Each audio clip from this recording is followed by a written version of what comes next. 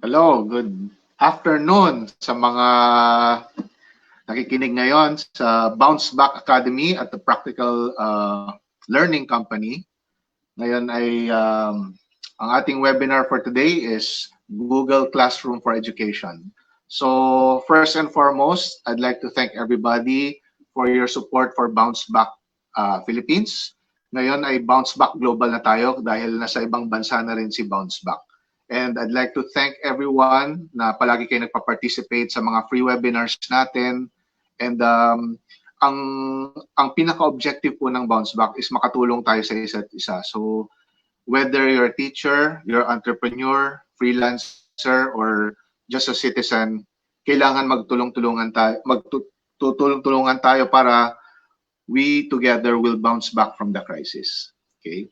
So itong webinar na to, we're going to do this regularly para po tayo matuto, and we will create also mga programs para makatulong po sa inyo. Okay? So BOUNCEBACK PH consists of many experts, many professionals that can really create mga programs wherein you can be assisted through education, financial assistance, through mentorship, and through all sorts of different programs. Okay. So please share itong live stream na to, and please create watch parties so that marami tayong matutulungan at maraming mga teachers and also non-teachers will learn a new skill, which is from Google. Okay, so Google Classroom for Education. Okay. So maraming salamat. Without further ado, we'll welcome now your trainers for today for Google Education. Yeah, Jelix, please take it away. Thank you very much.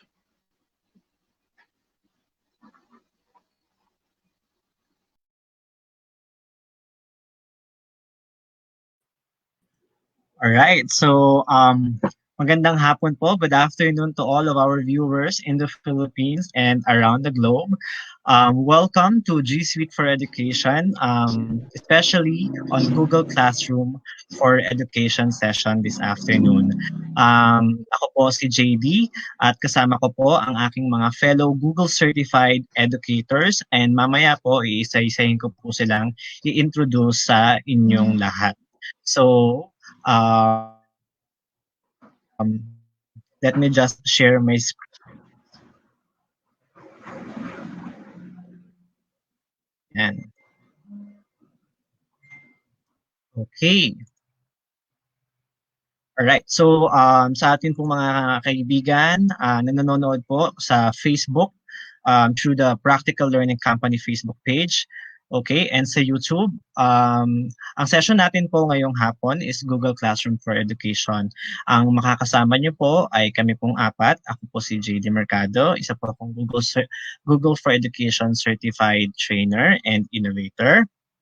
Kasama ko po si Ms. Roxanne Fuentes. Siya po ay mula sa Cagayan de Oro City. Siya rin po ay isang Google for Education Certified Innovator.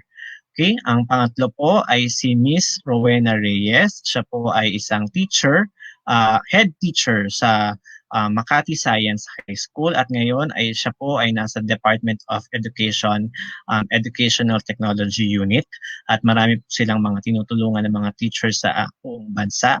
Siya po ay isang Google Certified Educator. And lastly, isa pong guro mula sa Andres Bonifacio Integrated School sa Dibisyon ng Mandaluyong. Isa rin pong Google Certified Educator. We have Ma'am Dorothy Reyes. So kami po ang makakasama po ninyo ngayong hapon. Okay? Kung mapapansin niyo po, meron po kaming label na mga Google Certified Educators. Mamaya po sa atin pong question and answer portion, pwede niyo pong tanungin sa amin kung paano po namin kayo matutulungan on becoming a Google Certified Educator as well. Again, ang session na po ito ay powered by the Practical Learning Company, Google Educators Group Philippines at QSR. Okay? So, Again, ang session po natin is about Google Classroom. Ano po ba si Google Classroom? Kagabi po, napanood niyo po yung session ni Sir Gary and Sir Adrian on the G Suite for Education at napahapyawan po nila yung Google Classroom. But naniniwala po kami na ang Google Classroom po ay isang powerful application po para sa mga teachers at para sa mga students po, lalong-lalo na ngayong panahon na ito. Okay? So ano po ang Google Classroom? Google Classroom is an online learning management system that allows you to, number one, manage coursework. Okay? Since all of the coursework or assignments po ay nasa Google Classroom o nasa isang platform lang po, it would be beneficial for the teacher and for the students to work together or accomplish the coursework na meron po doon sa kanilang klase.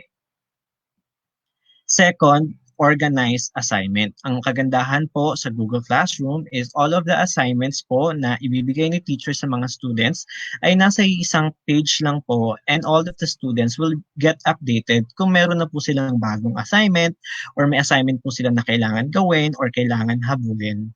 Ayan po. And third, of course, since Google Classroom allow all the teachers and the students in the same platform, it boosts collaboration among the stakeholders of the class. Mamaya po, makikita ninyo, mapapanood po ninyo, na hindi lang po teacher at student ang nasa loob ng isang classroom. Meron din po or possible din po na sa isang Google Classroom, nandun din po yung parent or guardian ng mga estudyante. Pati po yung mga supervisors or division office or principal, pwede po silang ma-invite inside the Google Classroom para po monitor nila yung activities na binibigay po ng mga guro sa kanilang mga estudyante. Ayan, so it really boosts the collaboration inside the classroom. And next, it foster better communication. And kaya po sinabi na better communication because ang Google Classroom po allows you to communicate with the students, hindi lang po within Google Classroom, also, for example, in Gmail, ganyan. So instead of you conducting or having your class in for example, in a messenger chat, no, medyo po mahirap i-manage yung communication in a group chat. So might as well transfer your class in a Google Classroom para mas better yung communication among your students. Okay? Ayan. So, lahat po ng mga i-share namin sa inyo, actually, ibibigay po namin lahat ng alam namin tungkol sa Google Classroom this afternoon. But if gusto nyo pong malaman or gusto nyo po at your own pace, at your own time, malaman po yung mga pwedeng gawin ni Google Classroom, pwede po kayong pumunta sa edu.google.com/teachercenter. So ngayon, pupunta po ako doon ngayon para makita nyo po yung itsura niya. So this is the Google for Education Teacher Center. And what you need to do is just go to Product Guides and then go to Google Classroom. And makikita po ninyo yung mga resources po, yung mga step one by one, like let's say what is Google Classroom, accessing Google Classroom, adding students to a class. So nandyan po yan lahat. So for example, after this session, meron po kayong gustong malaman ulit or balikan, pwede nyo po balikan or puntahan ito pong portal na to, itong Teacher Center. Okay? And then meron din po silang Teacher's Lounge where you can find tips and tricks from teachers like you. Ayan, so how to copy a course, how to create a class in Google Classroom, how to create a quiz. Ayan, and then marami pa pong mga videos na pwede nyo pong pakinabangan in order to manage your Google Classroom better. Okay, ayan. So marami po tayo dyan mga samples on Google Classroom. Okay? So hindi na po natin patatagalin. Pero as early as now, gusto ko po sanang i-announce that if you want to bring Google Classroom in your class, you may send an email to QSR and into their email education@qsr.com.ph. Okay, so if you want to bring G Suite for Education in your school or in your division, okay, in your city, you can email education@qsr.com.ph. And If you want to collaborate with us, mga Google certified educators, mga Google enthusiasts, you can like our page and join our community. We have a Facebook page and Facebook group, which is GEG Philippines. You just search it in Facebook and nandun po kami. Just say hi to us and we will answer any questions that you have. Okay, so balik lang po ako dito. And I'm gonna remove my screen. So, kamusta po ang aking mga fellow Google Certified Educators? Let's start with Ms. Weng. Can you say hi? Hi, JD. Okay naman. Still in the house, but productive. Great. Okay, now let's have Ma'am Dorothy. Hi, Sir JD. Good afternoon, everyone. We are actually having 18,000 viewers right now. So, kamusta po tayong lahat? Okay, and last we have Ma'am Roxanne Fuentes from Cagayan de Oro. Yes. Hello, Sir JD, Ma'am Weng, Ma'am Dorothy. I'm excited to start our session already para marami ring matutunan yung mga viewers natin today. All right. So before we start with our Google Classroom session, gusto ko lang i-orient ang mga audience natin this afternoon. So ang kagandahan po sa pag-attend niyo nitong workshop na to, itong webinar na to, makikita niyo po yung different perspective po ng Google Classroom. So we have Ma'am Dorothy below. Siya po, ayun, for example, siya po ay magiging English teacher. Alright, siya po ay teacher in this webinar. And then we have Ma'am Weng Reyes. Siya po ay teacher din. Siya po ay math teacher. So ano lang po yun for the purpose of demonstration. At kami po ni Ma'am Roxanne Fuentes, kami po ay magiging students.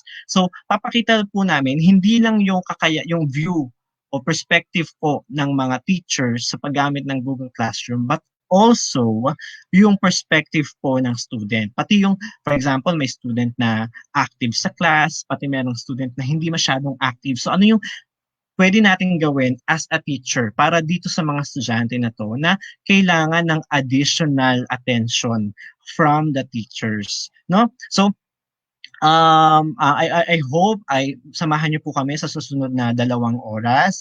Lahat po ng alam namin about Google Classroom ay i-share po namin sa inyo. If you have questions po, sa dami po ng mga viewers natin ngayon, we will accommodate your questions po after na po ng lahat ng mga activities at sessions.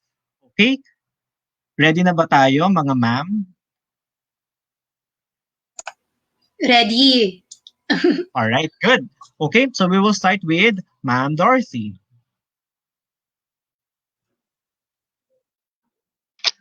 Ayan, hello po. Hi, teachers. So right now, we are going to share with you, sabi nga ni Sir JD, I will be acting as your teacher for today. So we have different roles. So allow me to share my screen right now.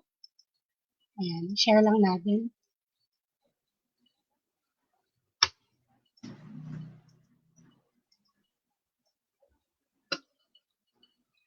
Kita na po ba? Not yet. You have to reshare it again. Let's check it again. Cancel lang natin, ha.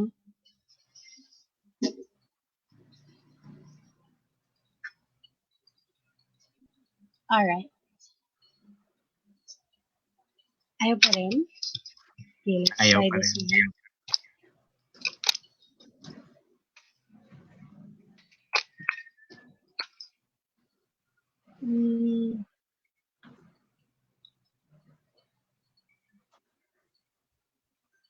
Ayan. There, ayan, lumabas na. Okay, so, nandyan na po yung ating screen for our classroom. So, as teacher, when you are starting with a class, refresh lang po natin.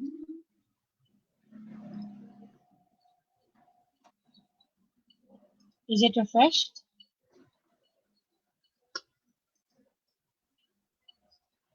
Kita na ba natin? Sir JD, kita po ba? Yes. Ang nakikita ko ngayon is yung grade 6 Rizal na student work. Let's see, where is it? Yon. Ayan. So yan, kita na po. Ayan. Okay. Yes, yes. This is a view or perspective of a teacher. So normally po, si teacher, like Sir JD demonstrated kanina, all you have to do is to log in. Ang easiest way for us to log in is just go to classroom.google.com. Ayan po. And then once you sign up, we will just click on the plus button right here. Zoom lang natin. Okay. And then join class po tayo. Join class if you're a student. If you're a teacher, you create a class. Yan. Create po tayo ng class right now. So let us say, for example, I am a teacher for grade 6. Sabihin natin Rizal for the subject English.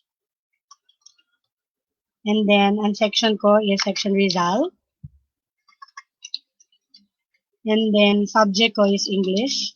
The main purpose of the class name po is para madaling makita ni teacher at ni student as well kung ano yung subject or yung title ng klase nila. And then, we just click on create.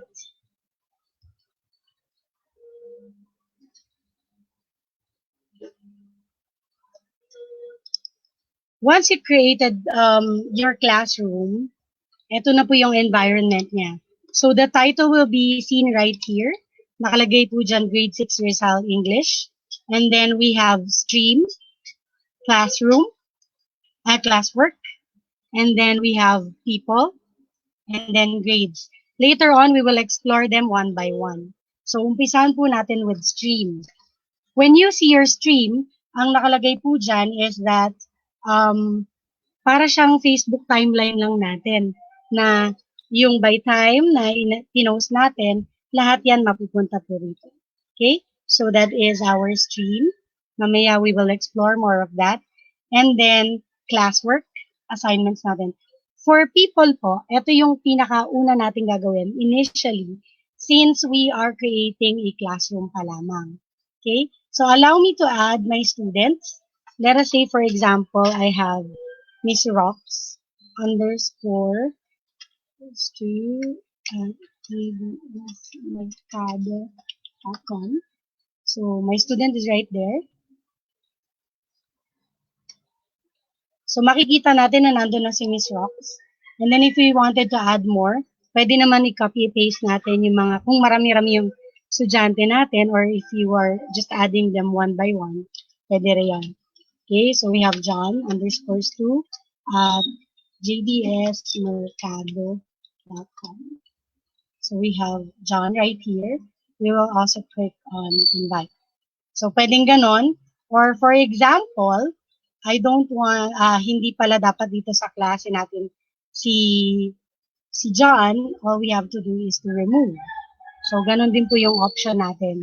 Minsan kasi, lalo na kapag nagka-reshuffle tayo ng klase, ganon lang po yung gagawin natin. So we wanted to show on how to add students. Dalawa po kasi yung version natin.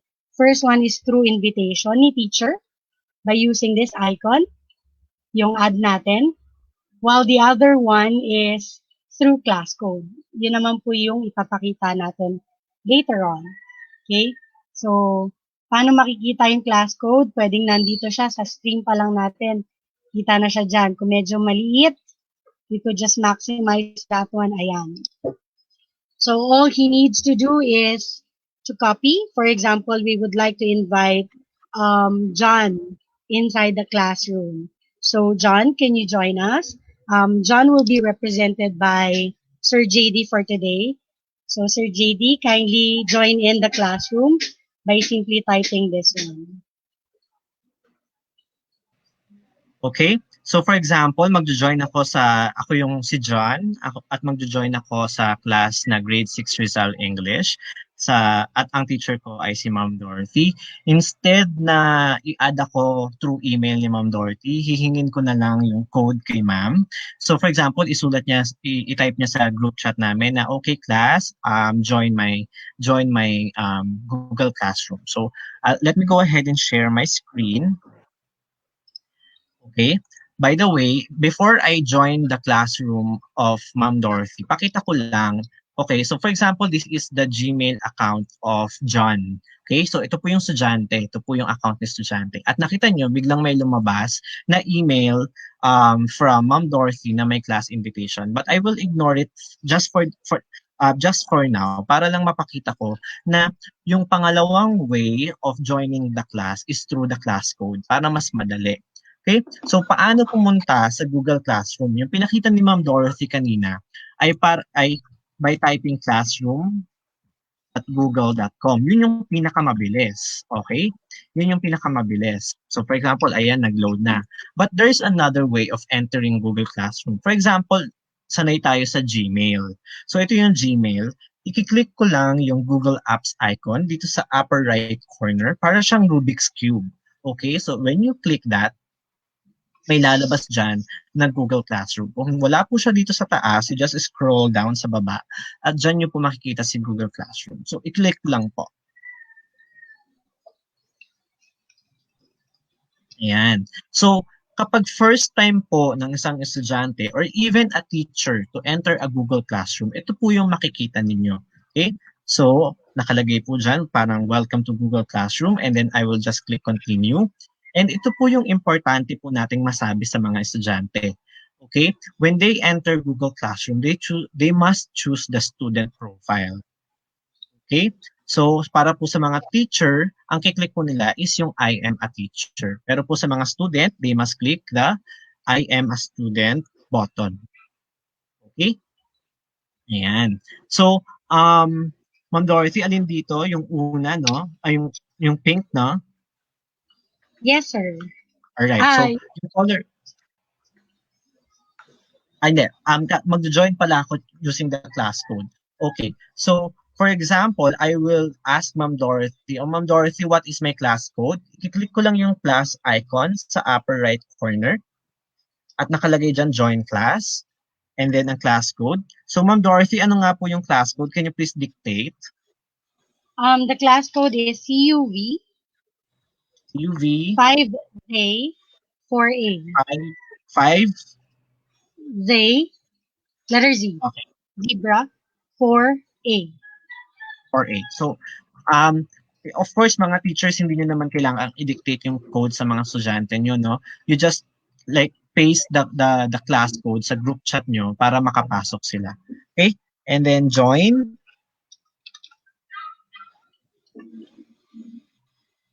Right? So, currently, ayan. So, I was able to join the class of Ma'am Dorothy in the quickest way possible by typing the class code of Ma'am Dorothy. Okay? Back to you, ma'am. Alright, thank you, Sir JD. So, balik naman tayo sa screen ni teacher. So, since nag-join na si Sir JD, makikita natin on my screen, zoom in ko lang, okay, na nag-join na si John sa ating klase. And now, yung kaninang in-invite ko, through adding Miss Rox right here, we are still waiting for Miss Rox to join in. So, yan, Miss Rox.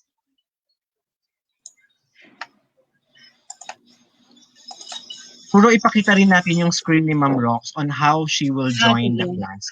Ma'am Rox, can you please share your screen para makita ng audience natin on how you will join the class through invitation? Alright? Kita na ba? So ito yung yes, ito yung screen ni Ma'am Rox right now. Punta siya ng Google Classroom.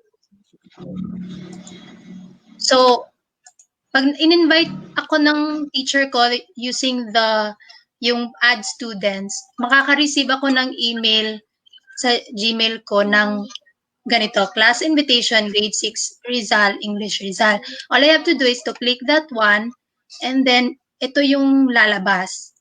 So, hi Rox, English teacher invited you to the class grade 6 Rizal, English Rizal.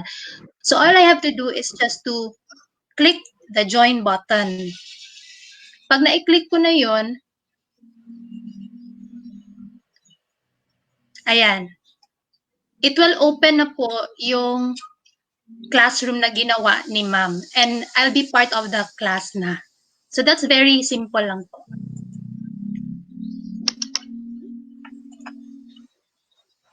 I think that's it.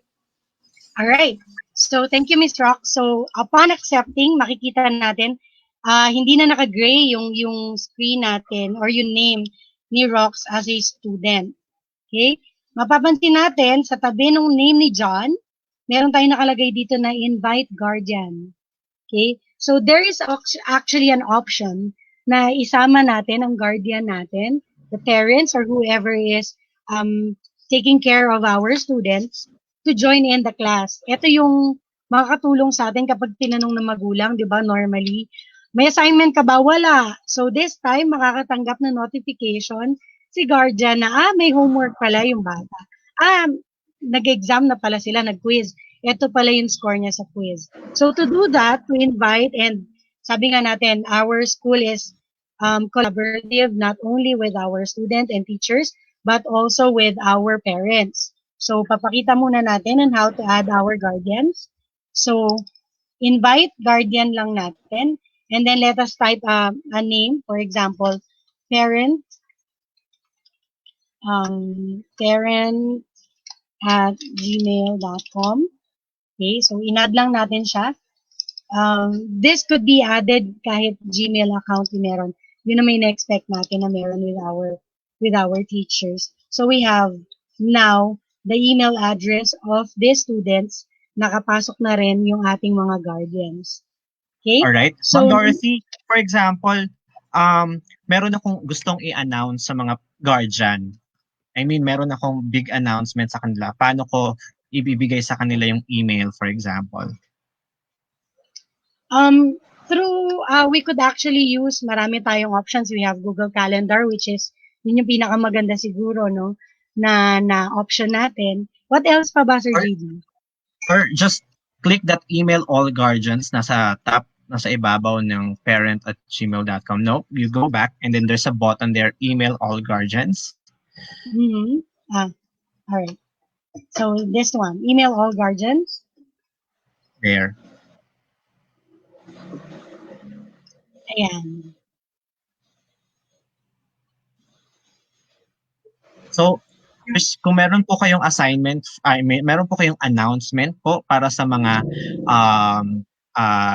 guardians or parents, pwede po ninyong gawin yon. You just click that email all guardians para po inform po ang mga guardians on the activities and progress of your students. Right. Right? So tuloy na po natin. Okay, going back to the classroom. So meron na tayong student, kasama na natin si guardians natin. They are with us through our guardians options. Meron din po kasi tayo ngayong option, lalo na with this kind of new normal natin. It is best for us to take advantage of most of the time of the students, lalo na hindi lahat online lagi. What we do is we practice yung tinatawag natin na project-based learning or yung nagko-collaborate si teachers. Isang project lang pero multiple na yung subjects na nata-target nun. For that, I would like to invite, sa Google Classroom kasi we are not limited to one teacher. Hindi to yung klase ko lang, so ako lang with my students. Pwede naman pong ganon, but there's also an option na mag-collaborate ako with another teacher.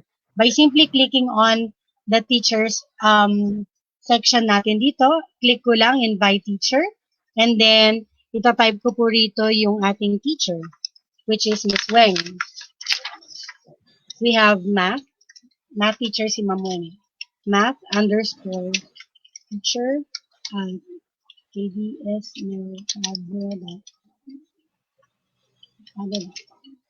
So I'll just invite Miss Weng to be joining me in my class for Rizal English. Yan. So whenever you see na nag-i-invite, naka-gray pa lang tayo, we will now wait for Miss Weng to accept. So, Miss Weng, I think it's best to share then yung screen natin for them to see. So, Okay. Miss Weng, I'm gonna ask you to share your screen para mapakita natin sa mga audience natin on how you will accept the invitation from your fellow teacher na English teacher. Example lang naman yan. So, ito yung aking screen. Pakita ko lang. So, Yan. yan. So, ito na ako as a math teacher. So, matik na siya. Kapag in-open mo, matik na, ano ka na, ka-collaborate ka na. Yung teacher na Ma'am Weng, may email. Sorry, natanggap I ka don't bang have this. may natanggap ka bang May email? natanggap akong email. Okay, I'll check my email.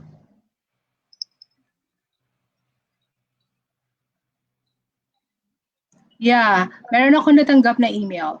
So, it says that English teacher, invitation to co-teach. So, ito yung email niya. So, i-open ko siya. So, yan.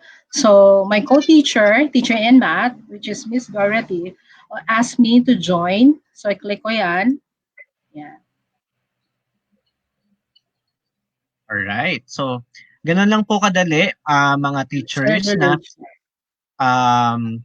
mag-join or mag-add ng fellow teachers. So imagine niyo kung meron kayong klase na grade 6 na merong 40 students, instead na magkaroon kayo ng separate na Google Classroom, why not all teachers, all subject teachers ng grade 6 class na yon ay i-join nyo na lang sa Google Classroom and all of your assignments will be there.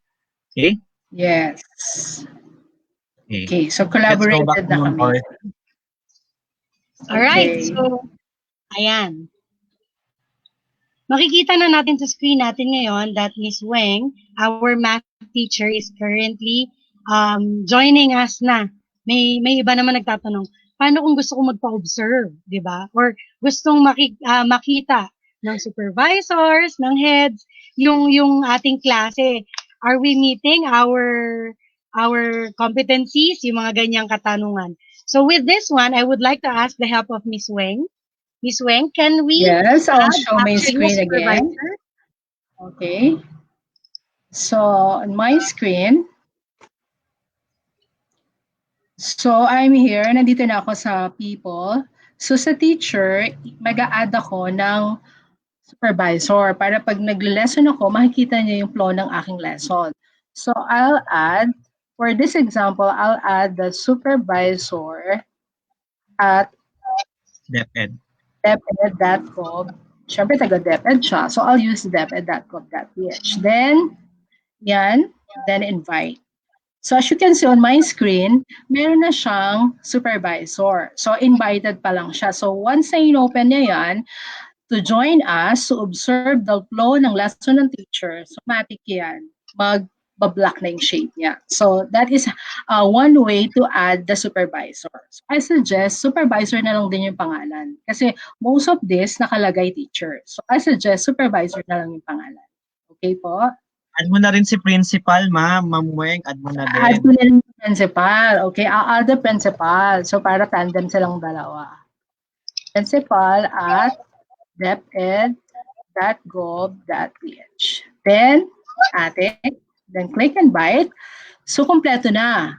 Pwede nang mabuo ang project-based learning. Meron na siyang dalawang teacher, English teacher, math teacher, the principal, and the supervisor. Okay? Great. So, ayan po. Okay?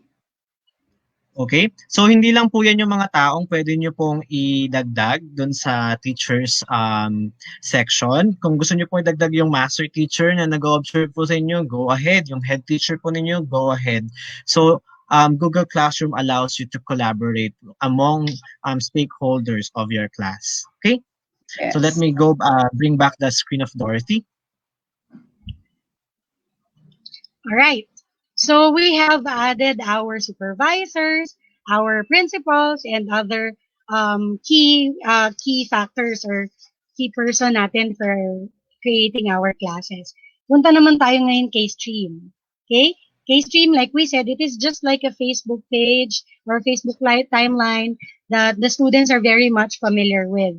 So, meron tayo dito. Ito yung pinaka-banner natin. Yan, nakikita natin. And then, our class code, like I said, nandito yan naka-indicate. And then, pwede rin nating i-personalize yung ating subject. For example, nakikita natin dito sa screen natin. I'll just maximize that one. Meron tayo ditong select team. or upload photo. Dito tayo sa select team. Kasi Google Classroom already created something for us. So meron na tayong by subject dyan. Meron tayong English and History. We have Math and Sciences, Arts, Sports, and others. Ayan. So syempre dahil ang subject natin ay English, let us select on the English subject and then pili tayo ng picture. Okay, for example, I wanted to have this one. Ayan. So, pinili ko lamang po ito and then select class theme tayo. So, napalitan na po yung ating banner. Ang ganda. Okay, question, Ma'am Dorothy, pwede ba yung ibang picture? Halimbawa, meron kami ginawa. Pwede po yan, doon po tayo sa upload photo. Okay, papipiliin lang tayo ng size, i-resize lang natin. Okay, to use the stream, normally, ginagawa natin dito, as a preliminary, we welcome lang natin yung students natin. So, we will write here, welcome, grade 6, Rizal, to your English class for school year 2020-2021. So, yun yung gusto ko lang i-message sa kanila. Ngayon, ako bilang teacher, syempre hindi lang naman isa yung klase ko, di ba? So, if ever na nakapag-create na ako ng klase ko, for example, for grade 6 Rizal, grade 6 Rizal for Sciences, ayan. So, andito yan, mapipili natin. Para syempre, ikaw bilang teacher, 6 yung klase mo halimbawa. So, hindi mo na kailangan mag-announce or i-copy-paste yung message mo sa isang subject. All you have to, sa isang klase, all you have to do is click on this one para lahat ng klase mo na-highlight na natin and iisa lang yung announcement natin. So, aside from your message, meron din tayo ditong add option.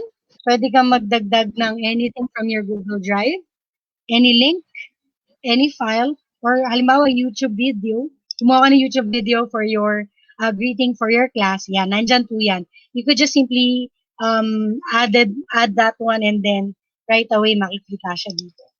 Okay? And then, may option din ba ako when do I want this announcement to be posted. Nandito sa gilid, we have your cancel, then your post option, then may arrow down tayo dyan. If you would click on the arrow down, you would see there, ipopost ko na ba siya, isa-schedule ko ba siya, or isa-save ko yung draft natin. For now, what I wanted to do is to click on post. So, kapag pinost ko siya, right away, my students in my class will receive this one. I've done Google Classroom before. Nakakatanggap sila ng notification. So, alam nila, uy, may bagong announcement sa Google Classroom. So, they will be seeing that one. So, like sabi nga natin, yung Facebook feed natin, si teacher nag-post. Pwede nga yung mag-comment yung klase natin. Can we have our students to please comment on our post right now? Alright, so pakita natin yung comment or yung way para si student letter A, si student A ay makapag-comment. So add ko yung screen ni Ma'am Rox. Ma'am Rox, bago ka mag-comment, can you please show our audience na may natanggap kang email na nag-post yung teacher mo sa stream? Yes, JD. So, ito yung email. Ayan, meron siyang new announcement na new email, tapos new announcement, welcome grade 6 result to your English something. So again, if you open that one, babalik ka dun sa Google Classroom nyo. And then makikita mo na yung post ng teacher sa stream. Tapos tapos magre-respond na ako doon. So welcome grade 6 result to your English class for 2020-2021. Pwede akong mag-reply dun sa teacher namin. So, pwede kong lagyan ng, hello, ma'am. Good day. Ayan. Tapos, click lang. Ayan. Meron akong reply dun sa announcement ng teacher. That's it. Alright.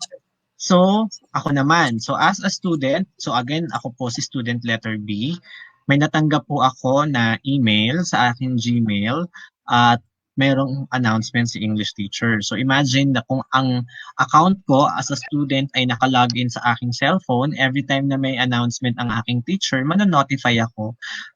As long as, of course, naka-on yung notification ng aking Gmail application. Okay? So, punta ako ngayon sa aking stream at refresh ko lang. Alright, so grade 6. Ayan, nag-post ang aking English teacher, si Ma'am Dorothy.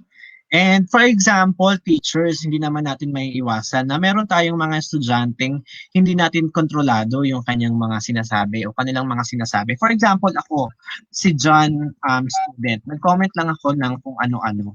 Okay? Meron bang kayang gawin or pwedeng gawin ang aking teacher to control me? Ayan, so yan ang aking comment. It's a random letter, so kinoment ko siya. So anong pwedeng gawin sa akin ng aking teacher? Sige, ibalik natin kay Ma'am Dorothy.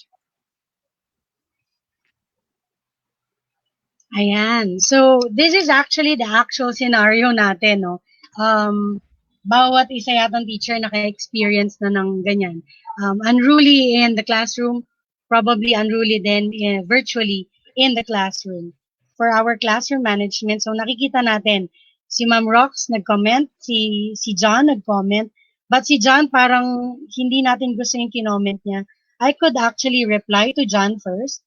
So, I'll click on this one. John,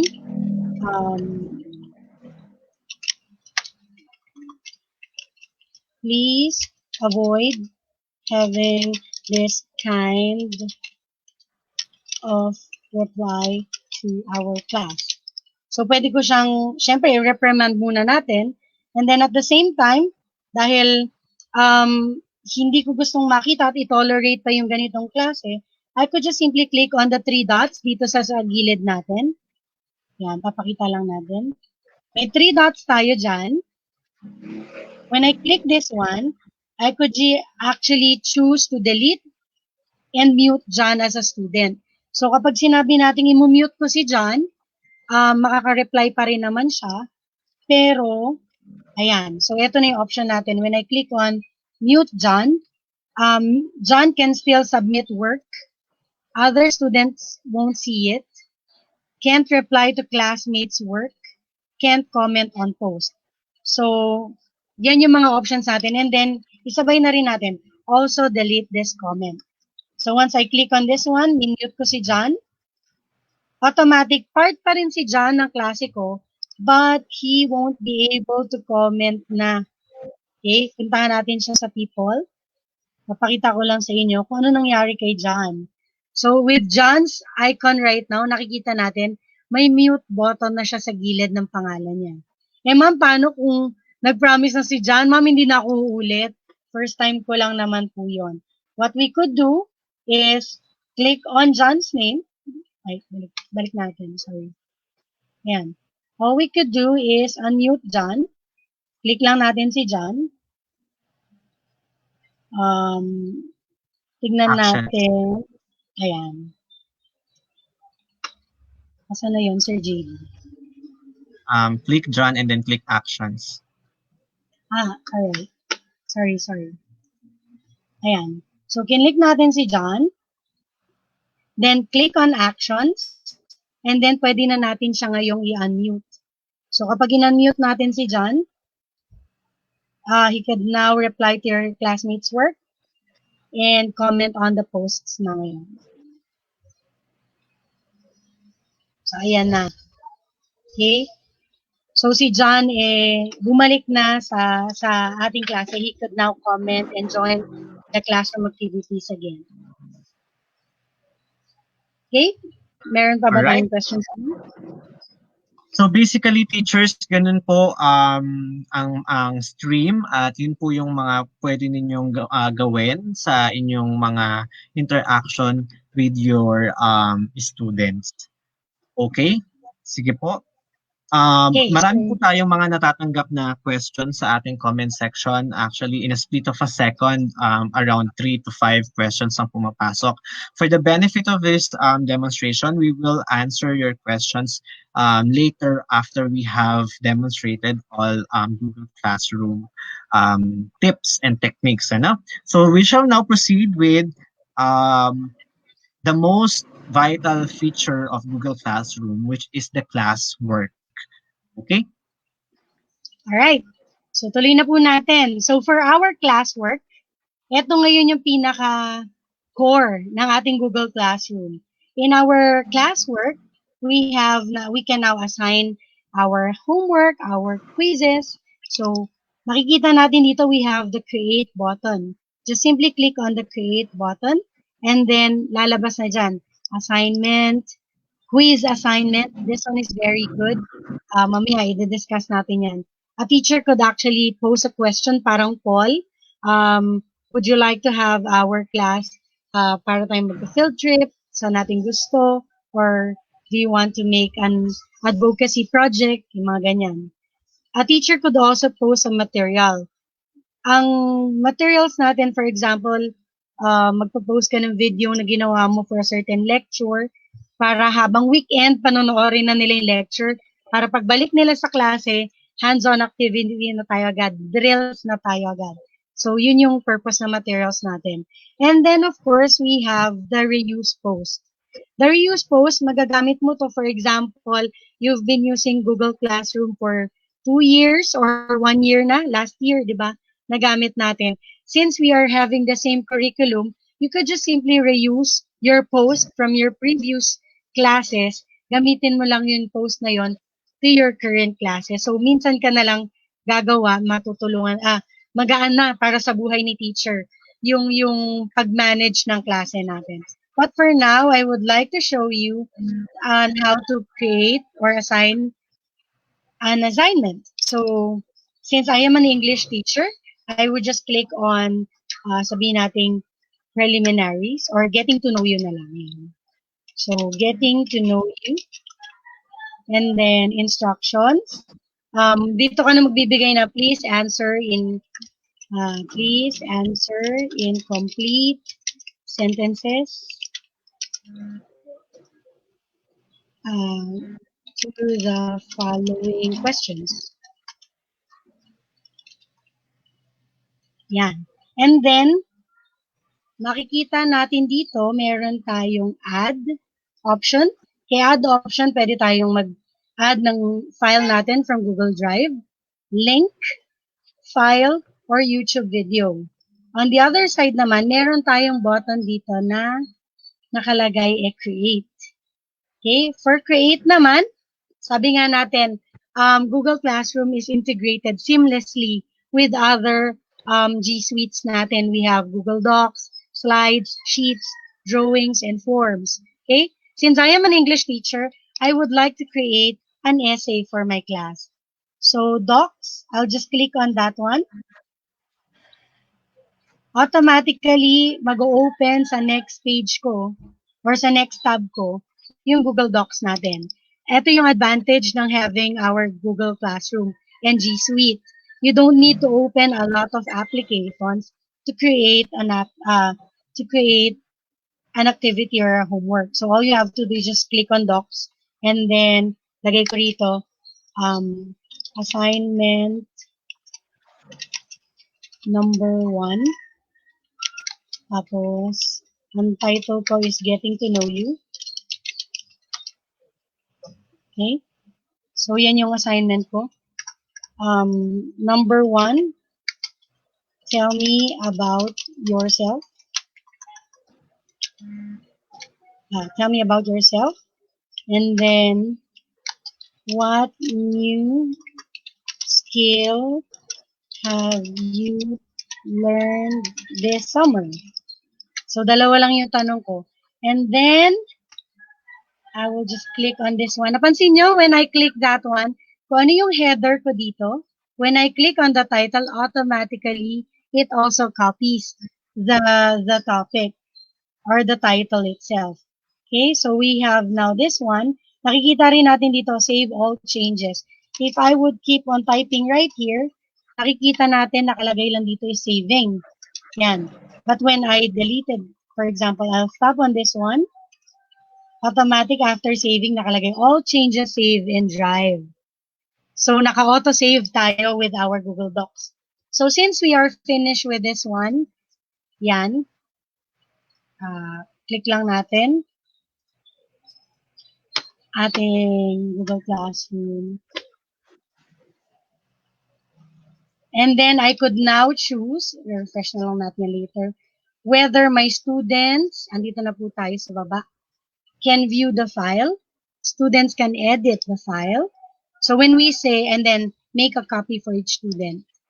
When we click on students can view the file, yung in-upload natin na document kanina, they can see it and then they can answer it on their own documents or magre-reply lang sila sa atin. So, para siyang you handed them a book and then that's it. Mababasa lang nila. The next option is students can edit the file. It's like you gave them a worksheet. Tapos, yung iisang worksheet na yon sasagutan ng lahat ng estudyante niyo. So, kung i-edit ng unang student, kapag binuksan ng pangalawang student, magko-collaborate sila sa iisang document lang. And then the third option, ito yung favorite ng mga teachers. Para kang nagpa-photocopy ng worksheet mo, tapos bawat isang estudyante, may personal at sarili silang copy ng work na yon. Okay? So, let us just see on this one. Na-click na natin yan. And then, close na. Ito ba close? Add na lang natin. Na-close ko siya. Once that I have added that one, ayan, nandito na siya kay Google Drive natin. Sa recent, or na kay Drive, nandiyan siya. Teachers, ako nga pala, no? Sir JD, can you help us in discussing kung paano nangyayari dito with our drives, yung ginagawa natin? Siguro later na lang, after all the sessions. Alright. So, i-discuss natin yung integration ni Google Classroom with Google Meet, and Google Calendar and Google Drive. Alright.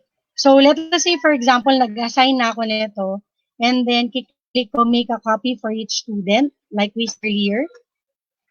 And then now, sabi rito kay grade 6 Rizal, kanina ko pa gustong i-assign yung homework na to. For now, sa English lang na subject ko. So, I click on that one. Pwede yung multiple subjects. Ayan, ganyan din. Halimbawa, 6 yung klase ko. And then, dito, meron na tayong option to choose whether ilan yung i-grade natin sa gawa ng estudyante natin.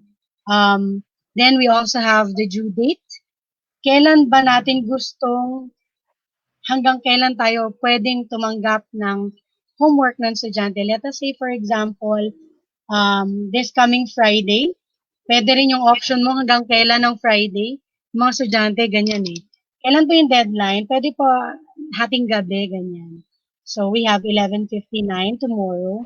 Kay topic, pwede kang mag-create, for example, for chapters. Kung ano yung mga gagawin natin. So, lagay lang natin dito, halimbawa, week 1, for preliminaries, ganyan, for getting to know you. So, ito yung topic natin na pwedeng learning objectives, para nakikita natin yan. Okay? And then we have the rubric. This is something new and exciting for us, okay, teachers natin. We could actually choose whether create a rubric, reuse a rubric if you have already created one before, and then import from sheets. So for now, since we are just starting, let us try creating a rubric. And then nakikita natin dito, meron tayong use scoring, and then criterion title. Since I am an English teacher, pwede ko ilagay content. So, sa content ko, ano nga ba yung gagradean ko? For example, I give my class 50 points kapag complete yung content niya. Lagay natin and then kapag sabihin natin na outstanding or complete content.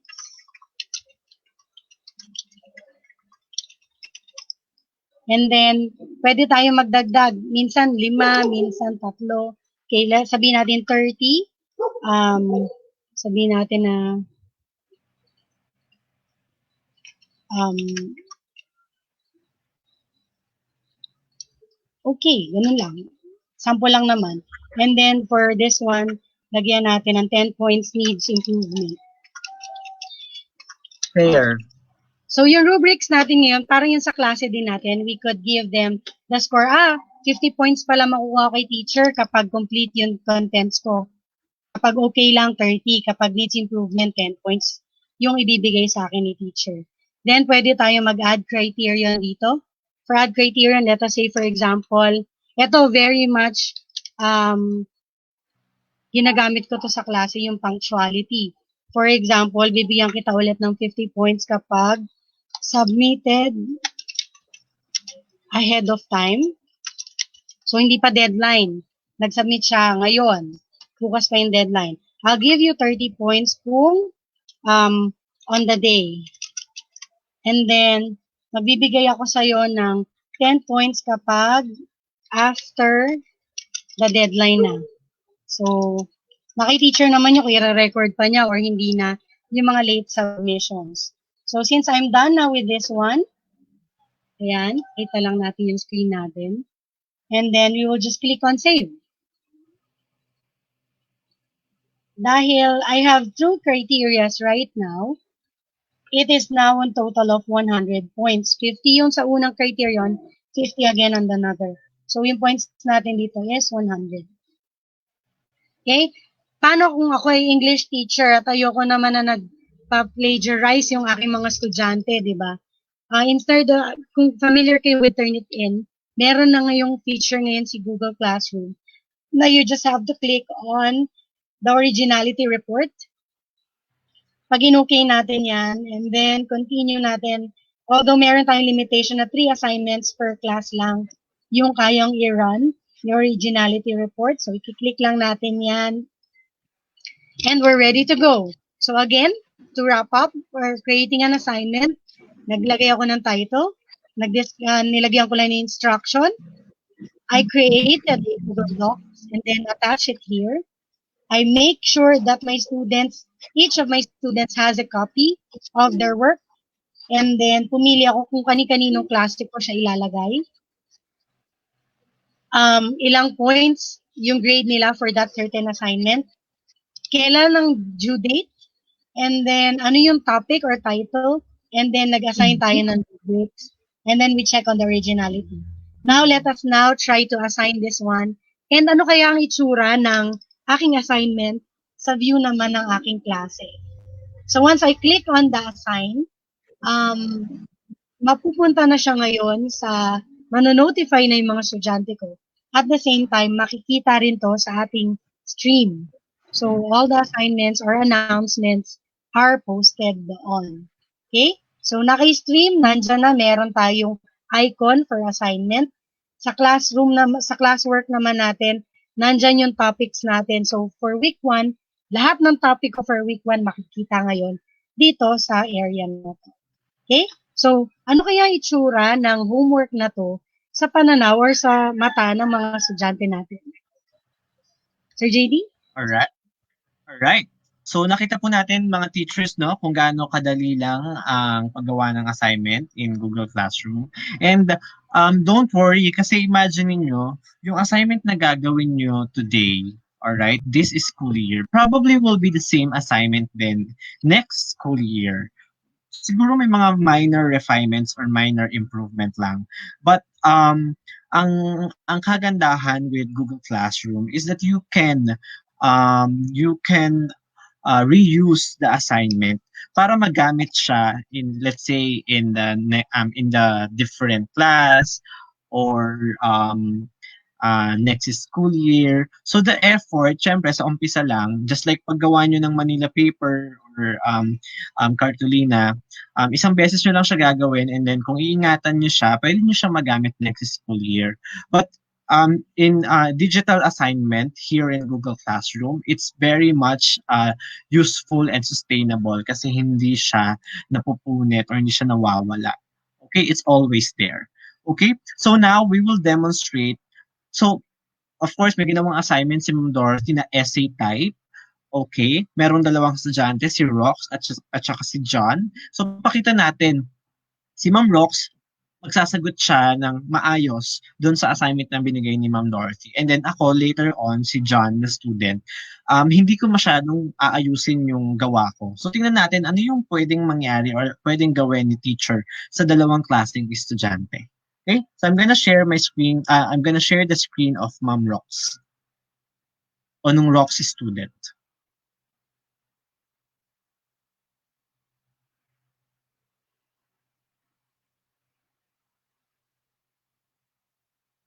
Ma'am Rox, you have to unmute. Yan.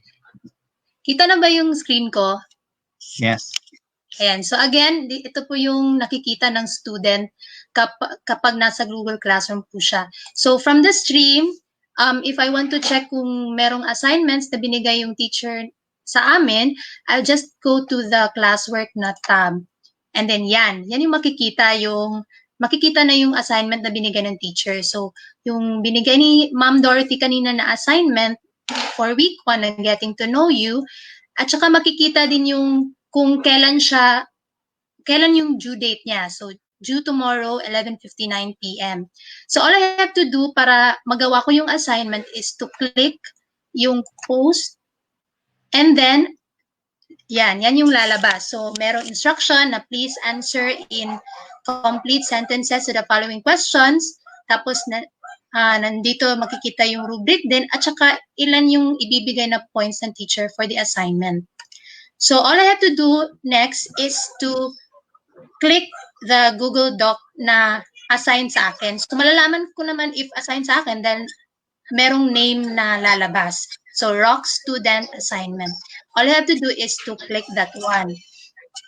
Pag i-click ko na siya, lalabas na yung Google Doc na ginawa ni Ma'am Dorothy. Ayan, makikita ko na rin yung ginawa niyang, ibinigay niyang 2 questions. So number 1 is tell me about yourself. And then number 2 is what new skill have you learned this summer? So all I have to do is to answer that one, no? So tell me about yourself. So I can put, I'm Roxanne Fuentes. I'm 12 years old, something like that. 12 years old. I like to read books. Yan. Pwede, depende sa instruction ni teacher kung ilan yung sentences, ilan yung paragraphs. So, ganon. For number 2, what new skill have you learned this summer? So, I learned how to paint. I also learned how to stitch. Yan. Very simple lang. Now, pag once na ang student, tapos na siyang gumawa nung assignment niya, ito yung next step para maibigay niya balik doon sa teacher yung assignment na sinagutan na niya. So, all the student would do is to click yung turn in button dito sa upper right part ng Google Doc. So, if I click that one, turn in, ayan, babalik po siya doon sa Google Classroom. Ayan. So, merong lalabas na talk with your teacher kung gusto mong makipag-usap ng teacher, tsaka click mo lang yung turn in button and then just confirm. Yan, turn in your work and then click turn in. Ayan. So, tapos ko na siyang maibalik dun sa teacher. Malalaman ko naman kasi dito sa part na ito, upper right part ng Google Classroom ko is malalagay naman dyan, turned in. That means, yung assignment na ginawa ko, na sinagutan ko, is na-submit na doon sa teacher. So, that's it. Alright. So, nakita niyo po mga teachers kung gaano kadali lang para sa mga student natin yung pagsagot no ng paggawa ng assignment nila sa Google Classroom. Okay? But right now, let me share my screen at gusto kong ipakita sa inyo ano naman ang perspective, for example, kung si student ay hindi niya aayusin yung assignment niya. So for example, ayan, nakita ko po yung assignment sa akin ni Teacher Dorothy, getting to know you. Alright, so I will click here sa upper right corner ko po yung aking assignment. Nakalagay naman po dyan, your work. Okay. And then bubuksan ko po yung aking assignment. Okay?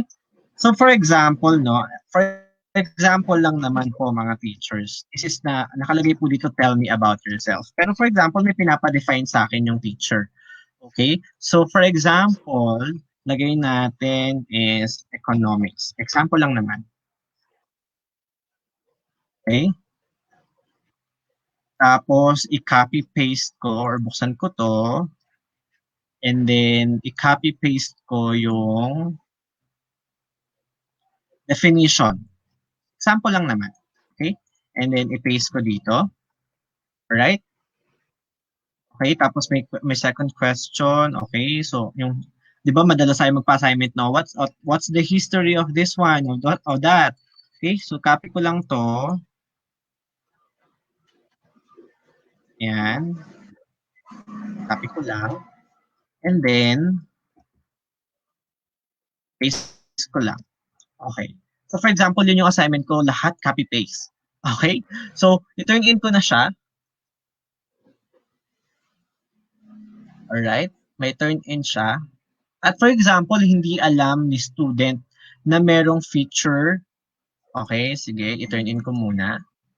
Ayan. Hindi alam ni student na merong feature pala na originality report.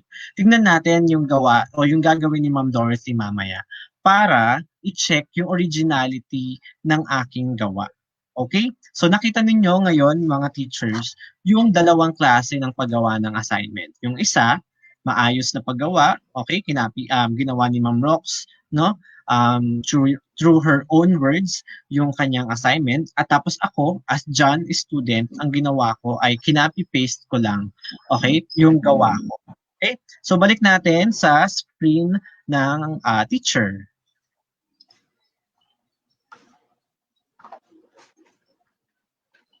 Alright, so balik na tayo sa screen ni teacher, no? In our stream, makikita natin, ito yung homework announcement natin kanina. I'll just click on this one. And then, dito na monitor ni teacher kung ilang student na yung nag-turn in at ilan pa yung hindi. Okay, so for now, lahat ng estudyante ko nag-turn in na, may notification dito sa ibaba, under their names, nakalagay turned in na. Okay, so let us say, I'll check first yung gawa ni Miss Rox. Siya yung una nag-submit sa atin kanina. Okay, for me to check on her work, close na lang natin yan. Okay, so, okay naman yung gawa ni Miss Rox. So, I am Roxanne, I'm 12 years old, and then I learned how.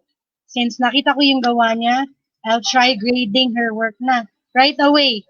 Okay, so, sa work niya, sabihin natin 50 points. Using a complete sentence, and then correct punctuations as well. She created her work ahead of time. Bukas pa yung deadline, pero nag-submit na siya today. And then, pwede ako mag-comment sa kanya mismo. Okay, so great work. And then, I'll click on post. So, makikita na, magre-reflect na sa gawa ni student yung comment ko and the grade as well. Dito ako nag-click ng rubric. Para makita ng student, you have to click the return sa upper right corner para makita ni Rox student na nag-grade na yung kanyang. Okay, so dito na ako mismo nag-grade, nag-click ako ng rubrics ko, automatic nag-reflect na yung grade nila dito sa atin. And then for my student to see their work, I'll just simply click on the return button and then I'll click on return. Makikita ni Rox na siya ay nakakuha ng 100 over 100 in her homework for today. Okay? And then, si Rox, sino naman ang kasunod? Okay, si John. Instead of going out from this window, makikita natin may arrow lang tayo dito sa gilid. Ayan. So I could just simply click on the back button to check on another student's work. Aba, medyo mahaba ang gawa ni JD. Okay? Magaling kaya yung gawa ni JD kasi mas mahaba siya. What we will see here, meron nakalagay dito, flag passage. So if I would click on this one, lalabas ngayon, mag-open to another tab, yung originality report. So makikita rito na kung saan kinuha ni JD yung kanyang mga sagot. So ayan, nanggaling siya sa study.com and then ito yung counts nila. So this could actually eliminate the students plagiarizing work from others or not citing them on their work. So nandyan po yan. Okay, so balik tayo kay John.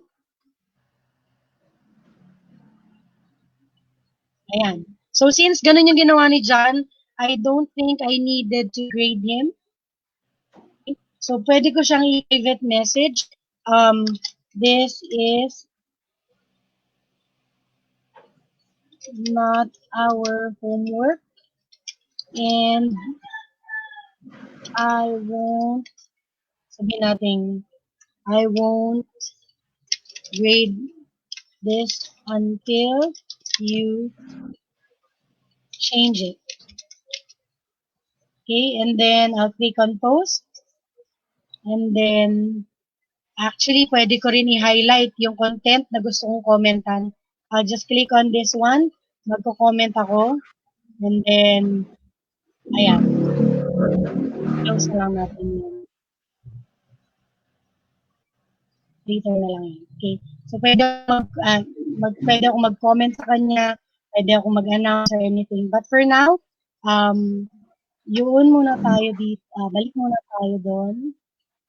Let's just go back. Ayan. Okay. So, since I have already checked this one, i-return ko na lang muna kay JD yung gawa niya. Okay, balik tayo dito sa checking natin. Sa grading natin. Okay, since hindi ko pa siya gradean, I'll just return this one kay JD. No grade nakalagay. Magpa-prompt ngayon sa aking mga estudyante yung aking mga reply. Okay, so this is the view from the teacher's perspective. Ano kaya ang itsura naman ng ganitong activity in a student's perspective? So ngayon nakalagay dito, meron akong graded, meron akong assigned.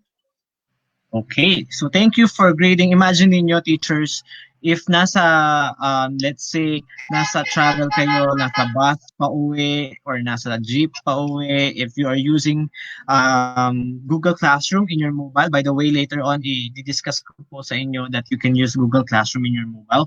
But for this particular activity na lagi natin ginagawa as teachers, yung pag-check ng assignment, pwede po ninyong gawin yan in an efficient manner, no? So, pakita ko lang yung screen ni Rox student dahil gusto kong makita ninyo na na-checkan at nakita ni Ma'am Rox or ni Rox, no? Ni Rox student yung kanyang grade na 100. Yung screen ko na, JD? Yes. Okay. So, again, balik tayo dun sa classwork. Tapos, yung week 1 natin na assignment. As you can see, kung makikita nyo yung screen ko, at this part, meron kayong mababasa na graded. So, that means the teacher already graded my work. Paano mo makikita yung details ng grade na binigay ng teacher? So, again, view mo lang yung assignment, tapos lalabas na siya. So, ayan, makikita mo dyan na yung content is 50, yung binigay ng teacher, tsaka yung punctuality is 50. Then makikita mo rin dun yung total na points mo na 100%. Sa baba naman, makikita mo rin yung private comment na binigay ng teacher na halimbawa, great work. So pwede ka rin mag-reply dyan. Thank you, teacher. Ganyan. So, yun yung grading ng assignment na binigay ng teacher sa perspective ng student in terms of Google Classroom. That's it. All right. So ako naman, so yung assignment ni John, okay, refresh ko lang.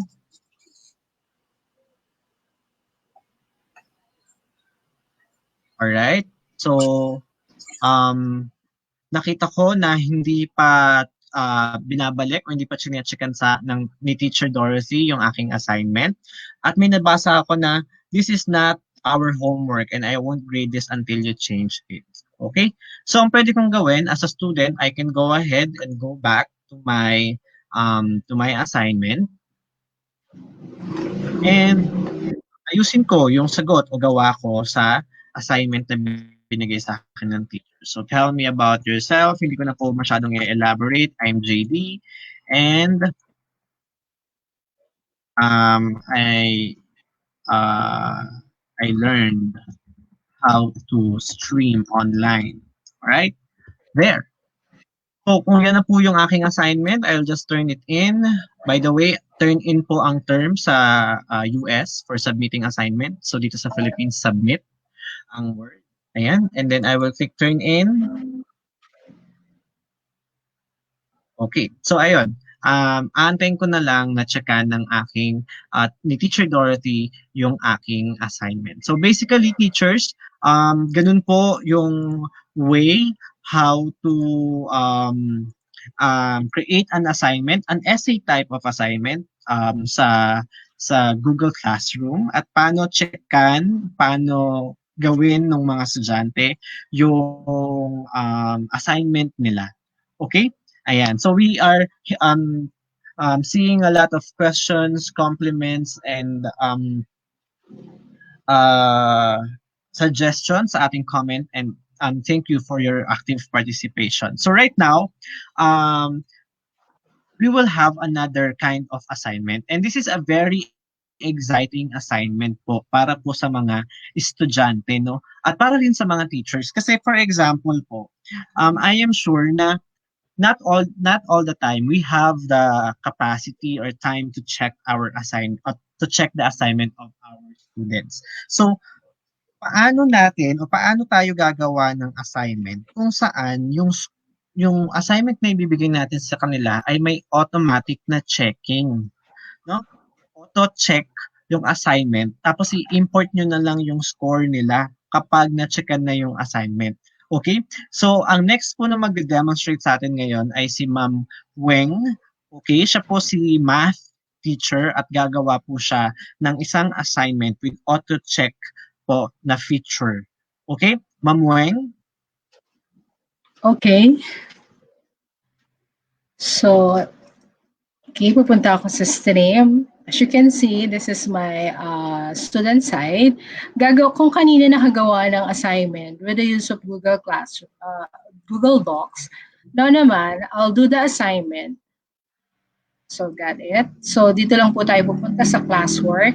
Then, magkikreate ako ng quiz assignment. Kung kanina, assignment, now I'm going to do the assignment in terms of quiz. Okay, so paano gagawin siya? So click here, tapos hindi tayo mawawala, punta lang classwork, kung ano yung mga classwork na ginagawa ni teacher, lahat yan nandiyan dyan.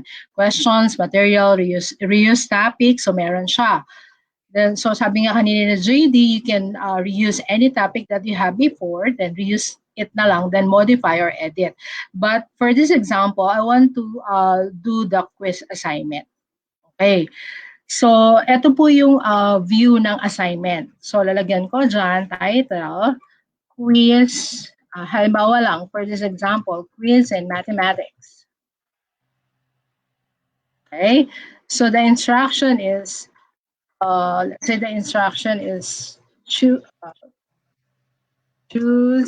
the best answer na. So, para best, di ba? Okay, and so on, for this example. Okay?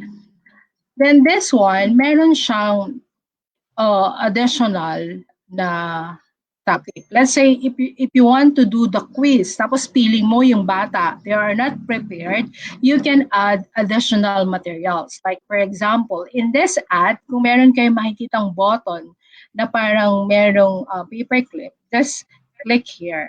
Now, let's say kung gusto mo mag-add ka ng additional reference for the student to understand more regarding sa quiz mo, click the Google Drive. Okay, so for example, this is the Google Drive. Halimbawa, meron kang kanina yung ginawa nilang template. Halimbawa lang ito, for this example lang. Then, click mo. So, matic mag-a-appear dyan. So that is the example how you create additional reference for the from your Google Drive. What if kung meron ka namang link to direct your student to go to the link na ibibigay mo? Siyempre, we need to protect our learner na dapat teacher ka, ikaw na yung magbibigay ng link. Okay? For additional reference. So, click mo lang yung link. Then, I have here prepared a Wikipedia. For example, my topic is all about the operator. Then, click ko lang yan dyan. Click ko lang yan. Then, I paste the link. Okay? Then, add link. Okay? So, your student direct na yung link na binigay mo. Kasi we need to protect the students. Hindi yung, sige class, you can do research. So, for me as a teacher, dapat ikaw na mismo as a teacher nagde-direct ng mga link na additional reference para si bata ay hindi na pupunta sa kung ano-ano pang mga link. Okay? Then, let's say, halimbawa, meron kang additional reference din na medyo hindi pa talaga naiintindihan ng bata. You can click the YouTube. Now, in YouTube, pwede mong i-type o pwede dalawa. You can search from the YouTube or you can search from the URL. So for now, let's say my topic is all about the operators. Halimbawa lang, for this example, operators, then click ko yan. Then I'll teach you how to get a YouTube. Okay, halimbawa ito, operators in mathematics. Dapat ganun. Mathematics. Okay? Then, click ko yan. So, yan. So, halimbawa ito. Okay? Sa kanan. Click ko yan. Okay. Then, add ko siya. Okay? Now, for example, okay, close ko muna to. For example, meron akong, so mag-a-add ako ng video again. Tapos, meron siyang URL. Okay? So, for example, meron akong prepared na URL na inopen ko na sa YouTube, na review ko na. Okay? So, halimbawa, this is the URL. Kapag kukuha po tayo ng mga YouTube vid, dapat po, i-click natin yung filter. Okay? Halimbawa, ito yung mga YouTube vid natin. For example, math. Okay? Click natin yung math operation. Okay? Click natin to. Now, kasi may mga disclaimer din na tinatawag, diba? So, halimbawa ito, math operation. Then, ayan. Tapos, yes, wait. Okay. So, pag clinic natin yan, kung kanina, wait ko lang, balik ko lang. Ayun, wait ko lang. So, ito, yung naka-filter siya. Okay. Tapos, kung gusto natin mag-insert ng video, wag naman yung sobrang mahabang video. Click lang natin yung mga 4 minutes video. Okay? So, yan yung mga ibibigay na 4 minutes video. Then, additional, dapat po, pupunta tayo ng Creative Commons. Okay? Bakit po siya Creative Commons? We do this para wala tayong issue ng plagiarism. Okay? So, this one is standard na ginagamit na kung sino man nagbigay ng author, ginagamit siya for the education purposes or reuse lang ng additional video. So pag clinic natin yan, so ayan yung mga pwede natin gamitin na paulit-ulit na mga video sa bata, sa student. So there's no issue in plagiarism. Okay, so yan po. Then click na lang ang link, then back sa classroom, then add, yan. So add the vid. Ayan. Okay, wait. URL, then yan. So, click search. Kailangan i-click mo muna yung video na napili mo, ma'am. Okay. Sorry. Okay, yan. Sorry. Ayan, click. Then, ayan. Okay. Paste. Close ko na siya. Maingay siya. So, yan. Ayan. So, pasensya na. Ayan. Okay. So, sometimes, ayan, okay. So, yun. Ulitin natin ulit. Not operators. Click. So click yan. Then add. Okay? So yan na yung mga video. Yung Khan Academy. Khan Academy is okay siya. Okay? So ganun lang yung process no sa video. Okay? So now, yan yung mga additional. Siguro naman yung mga bata matututo na dyan. Ang dami ng binigay ni teacher. So sa paggawa ng quiz, eto na tayo. Okay? So pwede na nating i-close yan kung ayaw natin. Okay? So sa paggawa ng quiz, meron siyang import grade. So dapat wag yan naka-off, naka-on siya. Para matik, pag-check natin ng paper, mapupunta na sa bata yung mga score. Okay, mag-grade na. Then click natin yung blank quiz. So as you can see, ito yung Google form. So lalagyan natin siya ng math quiz. Okay, so dito, click lang natin.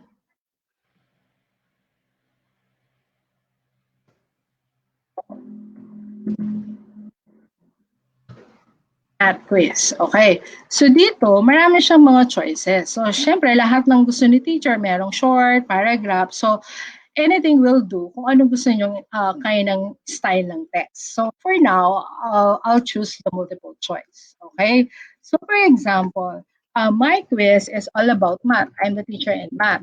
Okay, so ganito lang siya gagawin. So pero, alam natin, gusto natin sometimes, gusto natin mga teacher to may technique. So mayroong mga technique. Okay, in math, the word of, okay, so type tayo. The usual type na ginagawa natin. The word of usually refers to which operators. Okay, operators. Tapos dito, addition, multiplication, enter division, enter subtraction. Okay? So, yan. Okay, spelling. Then dito dapat naka-required siya. Okay? So, required yan, nasasagutan ng bata. Kasi hindi sila pwede mag-skip na, ay, ito lang gusto kong sagutan. Hindi pwede. Kaya dapat teacher, pag gagawa tayo, click na natin yung button na required.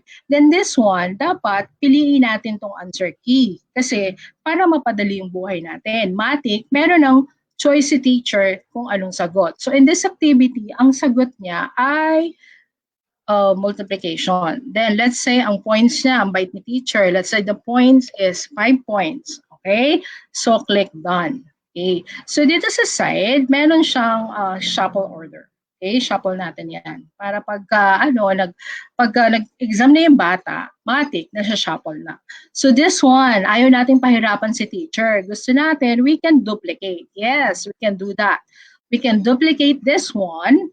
So for example, meron lang akong i-edit. So for example, in math, the word, for example lang, the word sum refers to which operators. Okay, so ganyan pa din yan. So pinalitan ko lang yung the word. Okay? Pinalitan ko lang yung the word sum. Okay? So, the answer is, so syempre lagay natin answer. So, since kinapi na natin yan, matik, meron kang same points, which is 5 points. Kasi kinapi natin to from the original. So, but teacher, dapat i-check natin kung tama yung sagot. So, the answer is addition. Okay? Click natin yan. So, addition. Okay? Tapos, again, meron siyang feedback. Okay, halimbawa nagsasagot si bata, meron siyang feedback. Let's say the feedback is pag incorrect.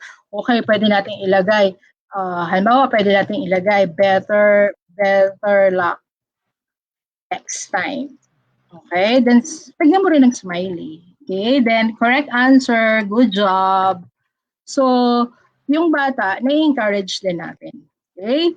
So, yan yon. So, pwede naman na, halimbawa, meron kang video or emoticons na mag-video na very good. So, this one, ginagawa natin na kahit yung bata hindi pumasa, at least mamomotivate siyang mag-retake ulit. Okay? So, save. So, marami siyang paraan. Then, done. Okay? Then, another thing is, okay, the answer is, okay, so addition. Then, done. So, one last. Okay? So, again, in the, ano naman, in word problem, palitan natin to. In word problem, the word increase, ayan, di ba? Ganyan yung mga technique, refers to which operator. So dito, the answer key is addition, same, then plus point, then same din. Copy na rin yung mga feedback for correction and feedback for the incorrect answer, then click done. Okay, so ito na yan. Okay, okay, may check lang ako sa settings. So, yan. Okay, okay, save. So yan. Then, go back to my class. Okay? Then, assign. So, kanino ko siya i-assign? Dito sa, ito sa grade 6 result, na kulay violet, then, for the student. So, dalawang students ko. Yan. Then, the score, 100. So, parang tigba 5 points. So, for example, 15 lang siya. Okay?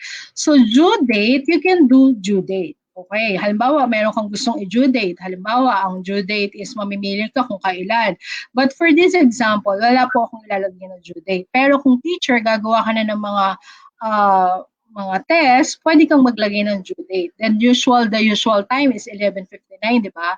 So yan, hindi ko muna siya lalagyan ng due date. So dito wala naman siyang rubric kasi this is not essay time. This is the multiple choice text. Then I click assign. So yan na. So makikita na ng mga bata kung nasa kanila na yung assignment quiz ko. As you can see in my classwork, ito yung quiz in mathematics na ginawa ko. Tapos meron pa siyang date kung kailan ko siya nagawa. Okay? So yun yung one way of doing the quiz assignment with the use of Google Forms. So I suggest teacher, pag-aralin niyo pa yung Google Forms kasi marami pa siyang gamit. Okay, Sir JD?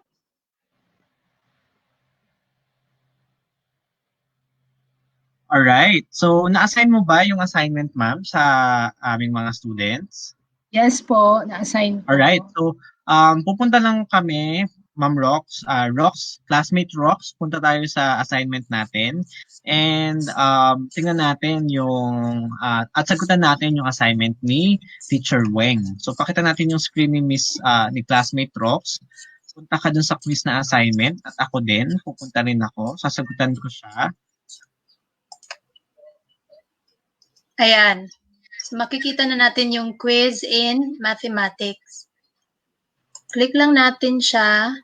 Tapos, click lang natin yung math quiz na ginawa ni Ma'am Weng. Lalabas na po yung Google form. So, ayun. Sasagutin mo lang siya. I think very familiar naman yung mga teachers in terms of how to answer the form. Sasagutan mo lang siya ng yung assignment na binigay ni Ma'am Weng. Random ko lang siyang answer. Tapos click lang din ng submit. Ayan. Then view score. Ayan. Tapos para makita ko kung ilan yung tama ko or mali ko na sinagutan ko po, I'll check the view score at makikita ko na po yung mga items. Ayan. Kung saan ako nagkamali at ilan po yung total points ko. So, meron po akong 2 mali at 1 correct. Yan po. Ano na po siya. Parang auto-grade na po siya.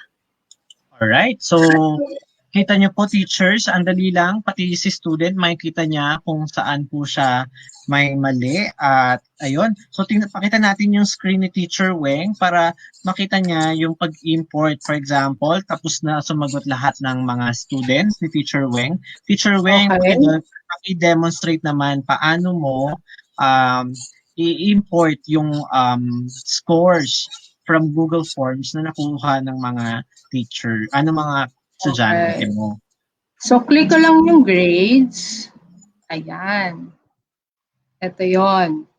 So, ito si Miss Rox kanina. Okay? So, okay. Ito yung kanina kasi wala akong due date. Tapos, sa students, Punta ka sa classwork, ma'am. okay, yan. Sa classwork, then click ko tong quiz in mathematics. Yan. Tapos meron lang nag-turn in, then assign. So, sino kaya ito nag-turn in? Okay, click ko yan. So, ito, ang nag-turn in or nagpasa na ng quiz assignment ay si Miss Rox. Okay? So, yan. Pwedeng may button dito, click lang yung turn. Pero the usual, turn in lang. Okay? Okay, and then Then, click sa mo to. kanan, Okay, sa kanan, click mo to, import grade. So, are you sure you want to import grade from the quiz and mathematics? Importing grade will overwrite the current grade in classroom. Then, click import. Okay, so for this example, okay. So, yan. So, ito yung score ni Miss Rock. 5/15. Okay? So, easy lang po siya, teacher. So, yan. So, very helpful talaga ang Google Classroom. So, ayan po, alright. as you can see, import grade, then matic na po nalagay dyan. Okay, Sir JD? Okay, so napakadali po mga teachers yung pagbigay ng assignment na merong auto check feature. So automatic, no? Pag binigay mo at sinagutan ni student, if ikaw yung klase ng teacher na gusto mo na kasi for example, formative assessment lang naman siya at gusto mo nabigyan ng chance yung mga bata na sagutan ulit nila yung quiz, pwede rin yon ilagay iset sa Google Form. So that's another session that we can probably conduct later on. Ayun. So at nakita po ninyo na once na nakasagot na si classmate Rox, ay automatic, hindi na nag-check si teacher Weng at in-import na lang niya yung grade from Google Forms to Google Classroom. So imagine niyo yung interconnection among these applications in G Suite for Education. All right. Yes. So, okay. Now, basically, ganun po yung mga features ni Classwork. So, Ma'am Dorothy, balik tayo sa screen mo. Okay, so i-demonstrate naman po ngayon ni Teacher Dorothy. For example, ayun po, no, tapos na po yung mga assignments, na pumasok na po yung mga grade. Paano po ninyo gagawin as a teacher na i-export po yung mga score na yon para ikakopy na nyo na lang tapos ipipaste nyo na lang sa inyong ECR or Electronic Class Record. Okay? Teacher Dorothy, take it away. Alright, so now we're back. Tapos na tayo sa stream, sa classwork, and people. Now we go to grades. Ito yung mga nagawa na natin. No? So, earlier, punta tayo sa classroom natin. Ayan. Yung classroom ko kanina, which is English, if I would click on grades, makikita natin that I have graded John and Rox already.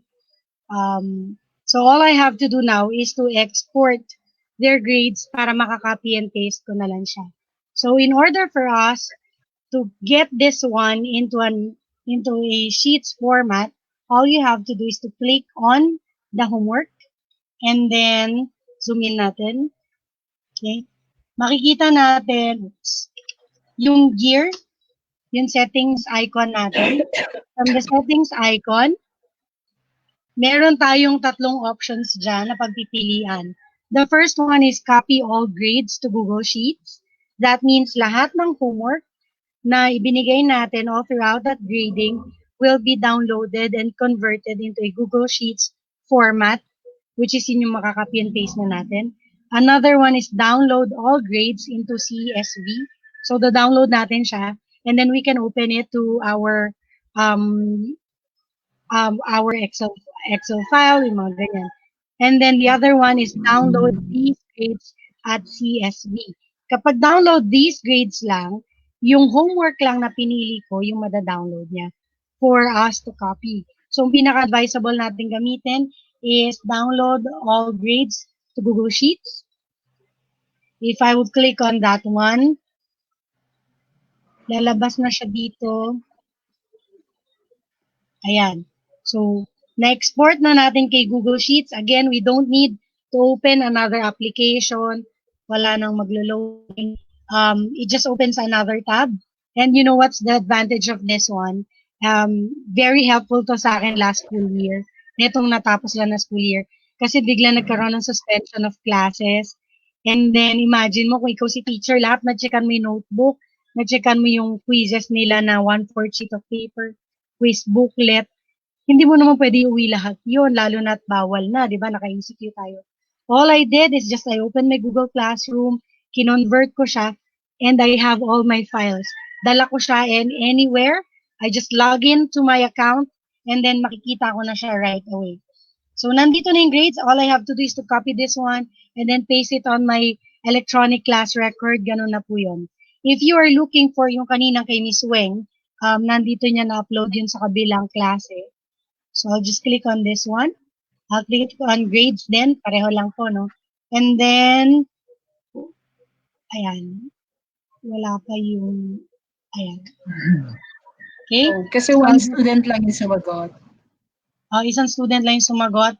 I'll copy all grades to Google Sheets. And then, lalabas na rin dyan yung percentage natin. Yan, we're waiting for it to load. Ayan. So, nandyan na yung ating, nag-reflect na yung ating grades for our students. So, meron tayong homework for scientific method and yung quiz and mathematics. Di pa yata naka-reflect Ms. Weng. Import grades muna natin yan. Ay, import mo na yan. In-import na natin. So, nag-answer si student kanina sa Google Forms. When we click on import grades, automatic nag-reflect na siya kay Google Classroom. So, ito ngayon yung i-convert natin. Mas ko lang to.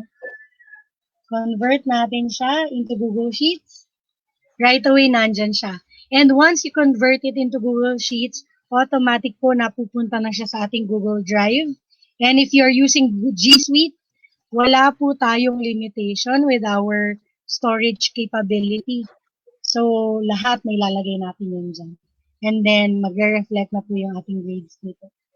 At wala pa yung grades sa ating ayan. Di pa lang magre-reflect. So nakita niyo na po, mga teachers, yung convenience ng pag-export ng grade in Google Classroom. Ayan, so it will be a great help for teachers, no, for your computation. Copy and paste nyo na lang yung mga score na nakuha ng mga estudyante and it will be kumbaga an easy job for you to consolidate the score of your students. Okay, now before we demonstrate to all of you yung other applications na interconnected with Google Classroom, gusto ko sana i-share sa inyo kung ano or paano yung itsura ng Google Classroom sa mobile. Okay?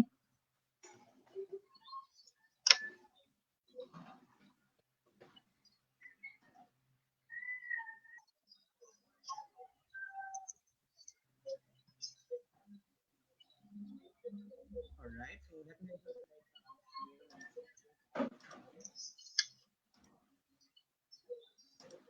mobile.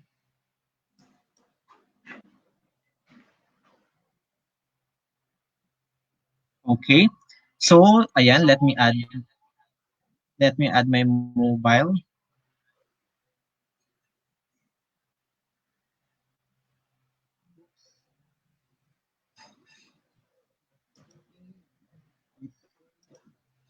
Okay. I'll get back to mobile later. Right? But for now, Teacher Weng will demonstrate to you how to activate Google Meet. All right? Nowadays, nakikita natin yung video conferencing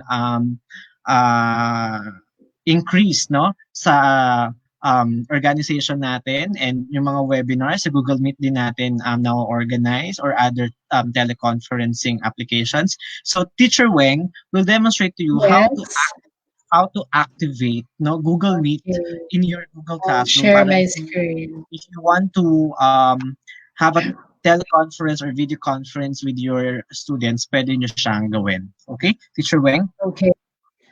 So that's my screen. So, of course, lagi lang kayo pupunta sa page, which is the stream. So, pupunta kayo dyan. Then, meron siyang parang gear.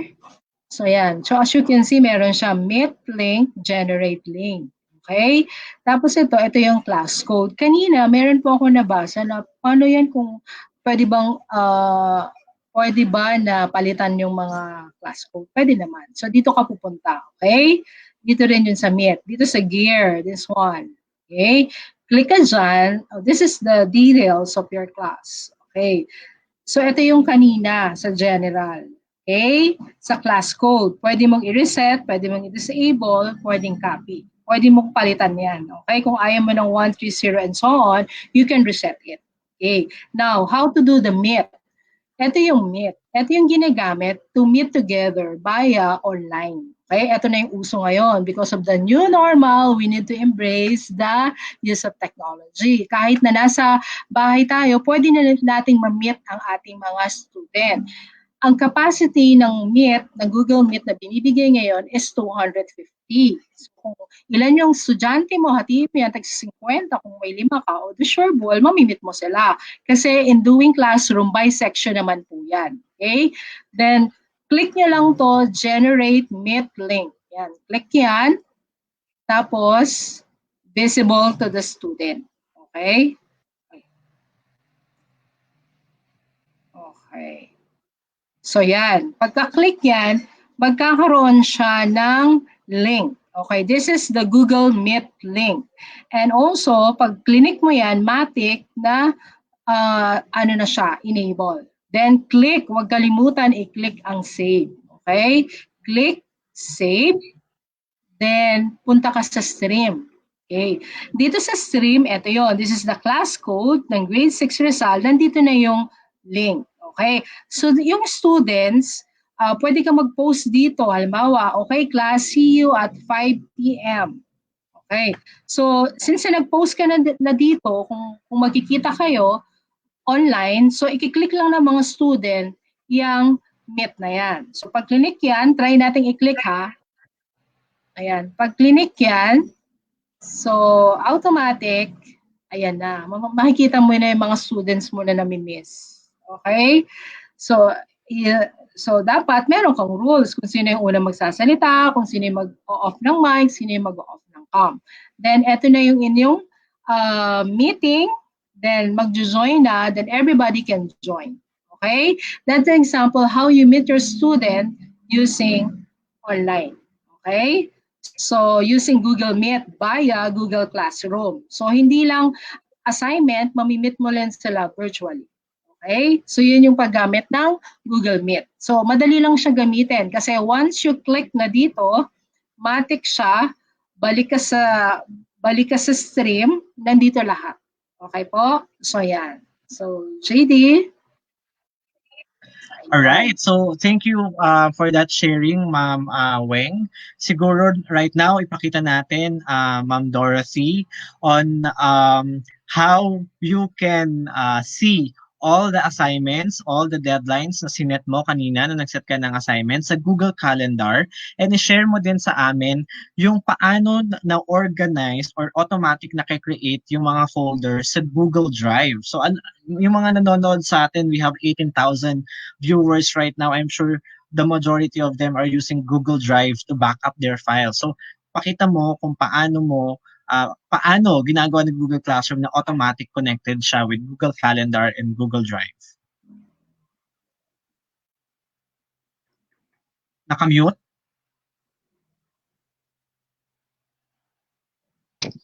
Ayan, let us go back to our screen. So, ito pa rin yung Google Classroom natin. Now, let us proceed in ano yung gusto natin mangyari ngayon. We will be checking if our calendars na, no? We using the 9 dot or yung ating Google Apps na icon dito sa side natin. We will just click on calendar. lahat ng sinet natin na deadlines kanina in our classroom, integrated pa rin siya seamlessly with all our subjects. Ayan yung mga subjects natin. Let us just change our view. Ayan. Load lang natin yung site. Let us change this. Ayan. Okay. So, makikita natin dito, if we wanted to view, change lang natin. Month. By Upper right month. corner. Ayan. Okay. So, this is the perspective view natin. Pati holidays nandyan nakalagay. Nakalagay dito that we have deadline this coming Friday, tomorrow, yung ating getting to know you na homework for our each subject or each section natin. Naka-bicolor na rin naman tayo dito sa side. Kung ano yung subject natin yon. For example, for English, ang notebook ng bata ko kasi ay arrange my color. Pareho din ang color na notebook natin. Para yung bata familiar din sila. Ay, purple, ano yan, English subject namin yan, ganyan. So, I arrange them by this one. And then, nakalagay na rin yan doon. Okay? So, we could actually see kung ano na yung mga naka-deadline natin. Meron akong experience last school year, nagkaroon ng suspension of classes, tapos nag-resume. Ginawa namin, so ma'am, can we move the deadline for us to meet with the practical activities? So nakikita rin ng bata yon that we are moving our schedules through our calendars. Any additional, Sir JD? For Google Drive. Okay, so let us now proceed with our Google Drive. Pwede tayong bumalik sa classroom, or since nandito na rin tayo kay calendar, we will just click on this one, our Google Apps, and then nandyan na lahat from Gmail, Classroom, Drive, and all our other seats, no? So if we would just click on Google Drive, having the same email account, nandyan na tayo, we are seamlessly integrated with one another. Mayroon tayong automatic na ginagawa si Google Classroom. Once you created your Google Classroom, si Google Classroom nag-create siya ng folder. Okay? Yung folder ng classroom mo, nilalagay niya rin doon, siya na yung nag-organize ng mga subject natin or sections na ginawa natin and all its content. So lahat ng submissions for grade 6, sabihin nating Rizal English, when I open this one, yung mga sinabit ng mga bata natin nandito yon. At yung ginawa nating template kanina, yung copy ni teacher, yung hindi inedit ng estudyante, nandito naman siya sa template section natin or templates folder nakalagay. So all submissions na getting to know you, nag-submit na si Rox, si John, nandyan na yung mga assignments nila. Same goes with other section kanina natin, yung kay Rizal natin, with our mathematics, yan. We have scientific method, getting to know you, math quizzes is also included. So, nandyan naman po yung mga gawa ng mga estudyante natin. So, everything is integrated. Everything is right there. All you have to do is to remember siguro your username and password. Once you have it, kahit anong mangyari sa laptop mo, ito yung kadalasang issue ng mga teachers na ng tulong sa akin. Ma'am, nakorap yung laptop ko. Paano na yung mga gawa ko? Ganyan. Or nagka-suspension of classes, nasa school yung aking gawa. All you have to do is to log in to any computer. Kahit nga mobile device, pwede. You just log in there. Remember, just kailangan tanda mo yung password mo, no? And then everything is nandun na. Dala-dala mo right in your fingertips. So, yun po with our Google Drive. Sir JD, anything that you wanted to add? Okay, I think that's the majority of what we want to share sa Google Drive and Google Calendar integrated in Google Classroom. Okay, so teachers, we have around 17,000 viewers right now. Maraming salamat. That's basically the basic things that you need to know about Google Classroom, our dear teachers. I hope we have contributed to the way you want to approach the new normal in the in the upcoming school year. All right, so that is Google Classroom for Education, and now we shall allot our remaining time for questions. So, sa mga teachers po na nanonood both in the Facebook page and in the YouTube, you may now put in your questions, but we don't guarantee that we will be able to answer all of your questions. So, pasensya na po with that. Ayan. Medyo madami po yung katanungan nila, no? But, Okay, pero may we're mga going- sinave tayong questions kanina. Number 1,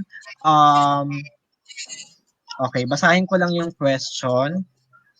Ma'am, pwede po bang regular Gmail account ang gamitin yung student para makapasok sa Google Classroom? I think I can answer for that. Yes po, pwede pong mag-log in or mag-sign up ang student for a regular gmail.com account. Okay, sa rules po ni Google, only above 13 years old, 1-3 ang pwedeng mag-create ng gmail.com accounts. But it would be very, very beneficial if your own school, if your school or your division, okay, your city will have its own G Suite for Education domain, such as, for example, deped.gov.ph. However, for deped.gov.ph, hindi pwedeng mag-create ng account sa mga bata. But your division office may apply to have G Suite for Education account. You just email education at qsr.com.ph. For our private school administrators, if you want to bring in G Suite for Education in your school, just email QSR, Google's local partner in the Philippines. Their email is education.qsr.com.ph. Another question. Will the students and parents need Gmail account? So nasagot na rin natin siya. So sa mga parents, of course, I hope they use Gmail if they want to be in the Google Classroom. Ayan. Let me just... Can we post... Dorothy, can we post alien files or foreign files in Google Classroom, such as PDF, photos, video, and other documents? Sure. Sige. I think we could show that one.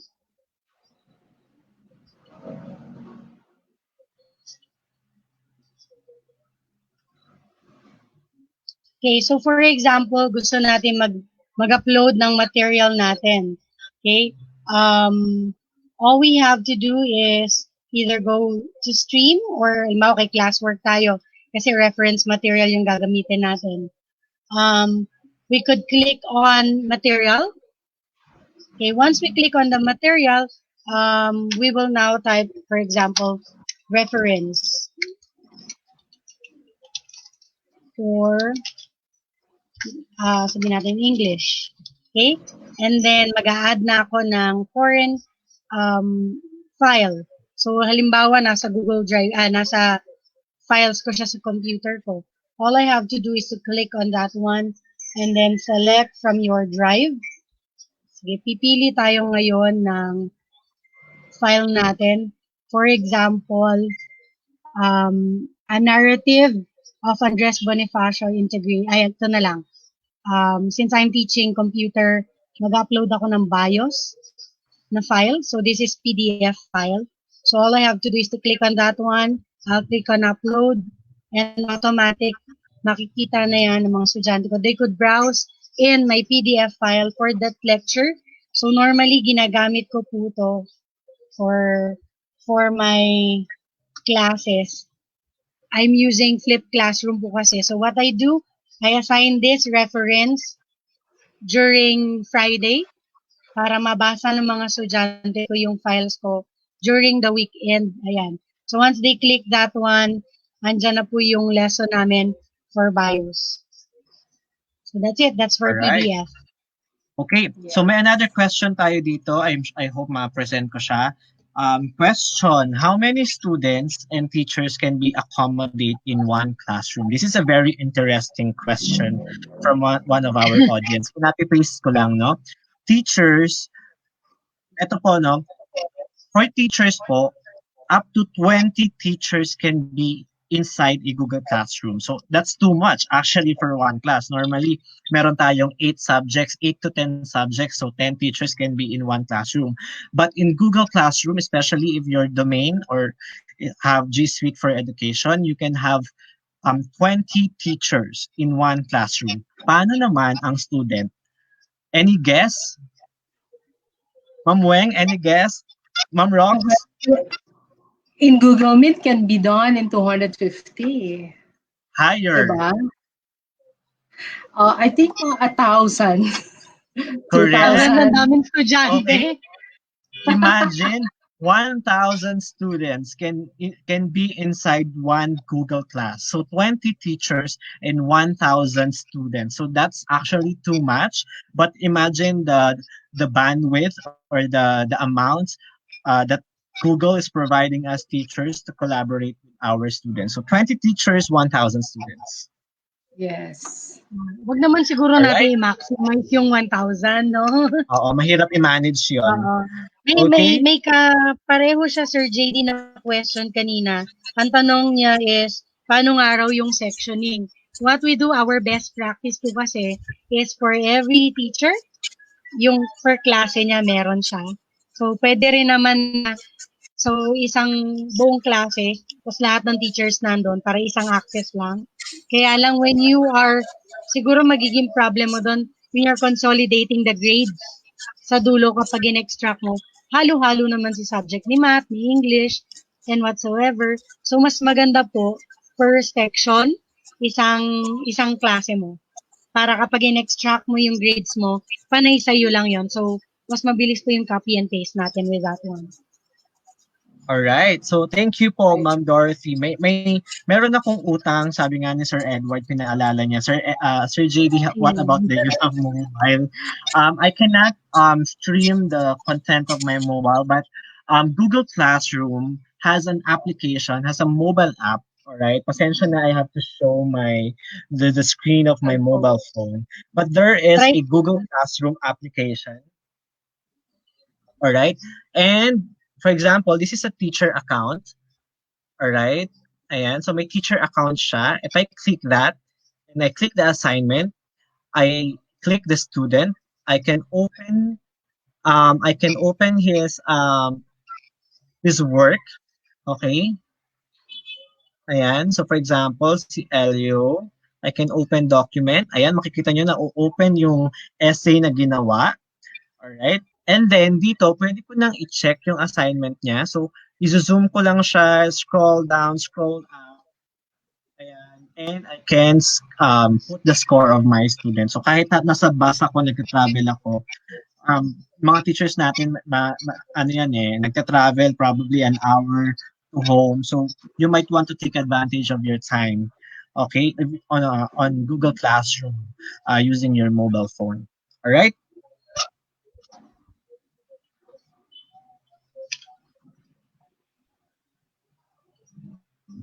Okay. Ayan. So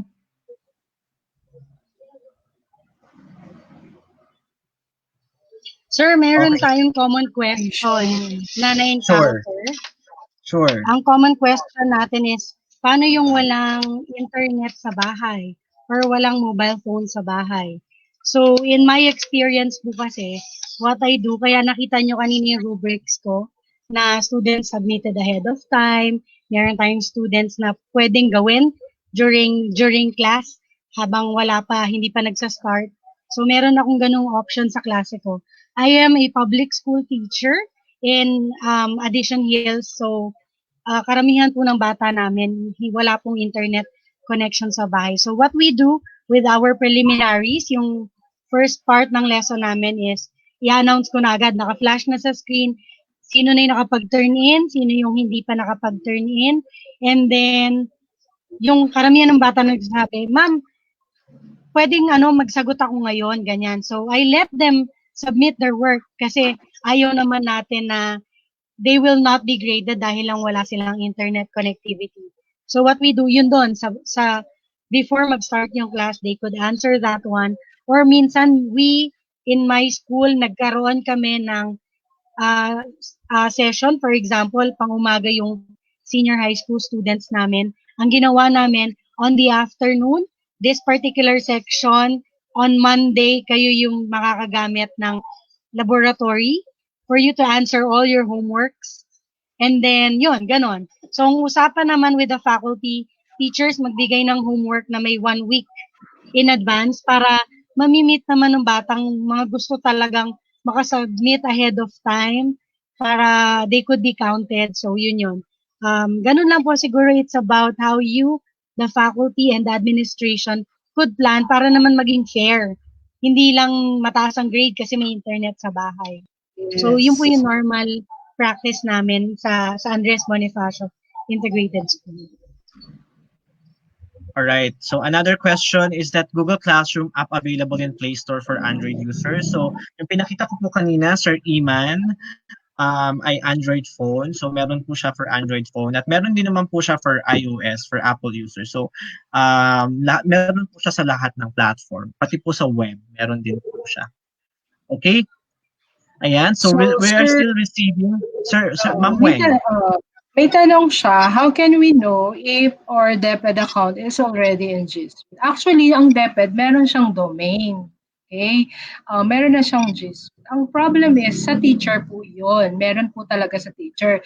But ang magiging problem natin is yung bata. Kasi dapat, pareho kayo dapat ng domain. If ang Gmail ng teacher is, halimbawa, rowenareyes@deped.com.ph, dapat si bata ganun din. Yung DepEd account is for the teacher lang po. Although meron siyang G Suite. So kaya Sir JT sinasabi niya na kanina na better na ang school ay merong domain to protect the student and also lahat ng functionality ng Google ay capable of using that. Although capable naman in personal Gmail.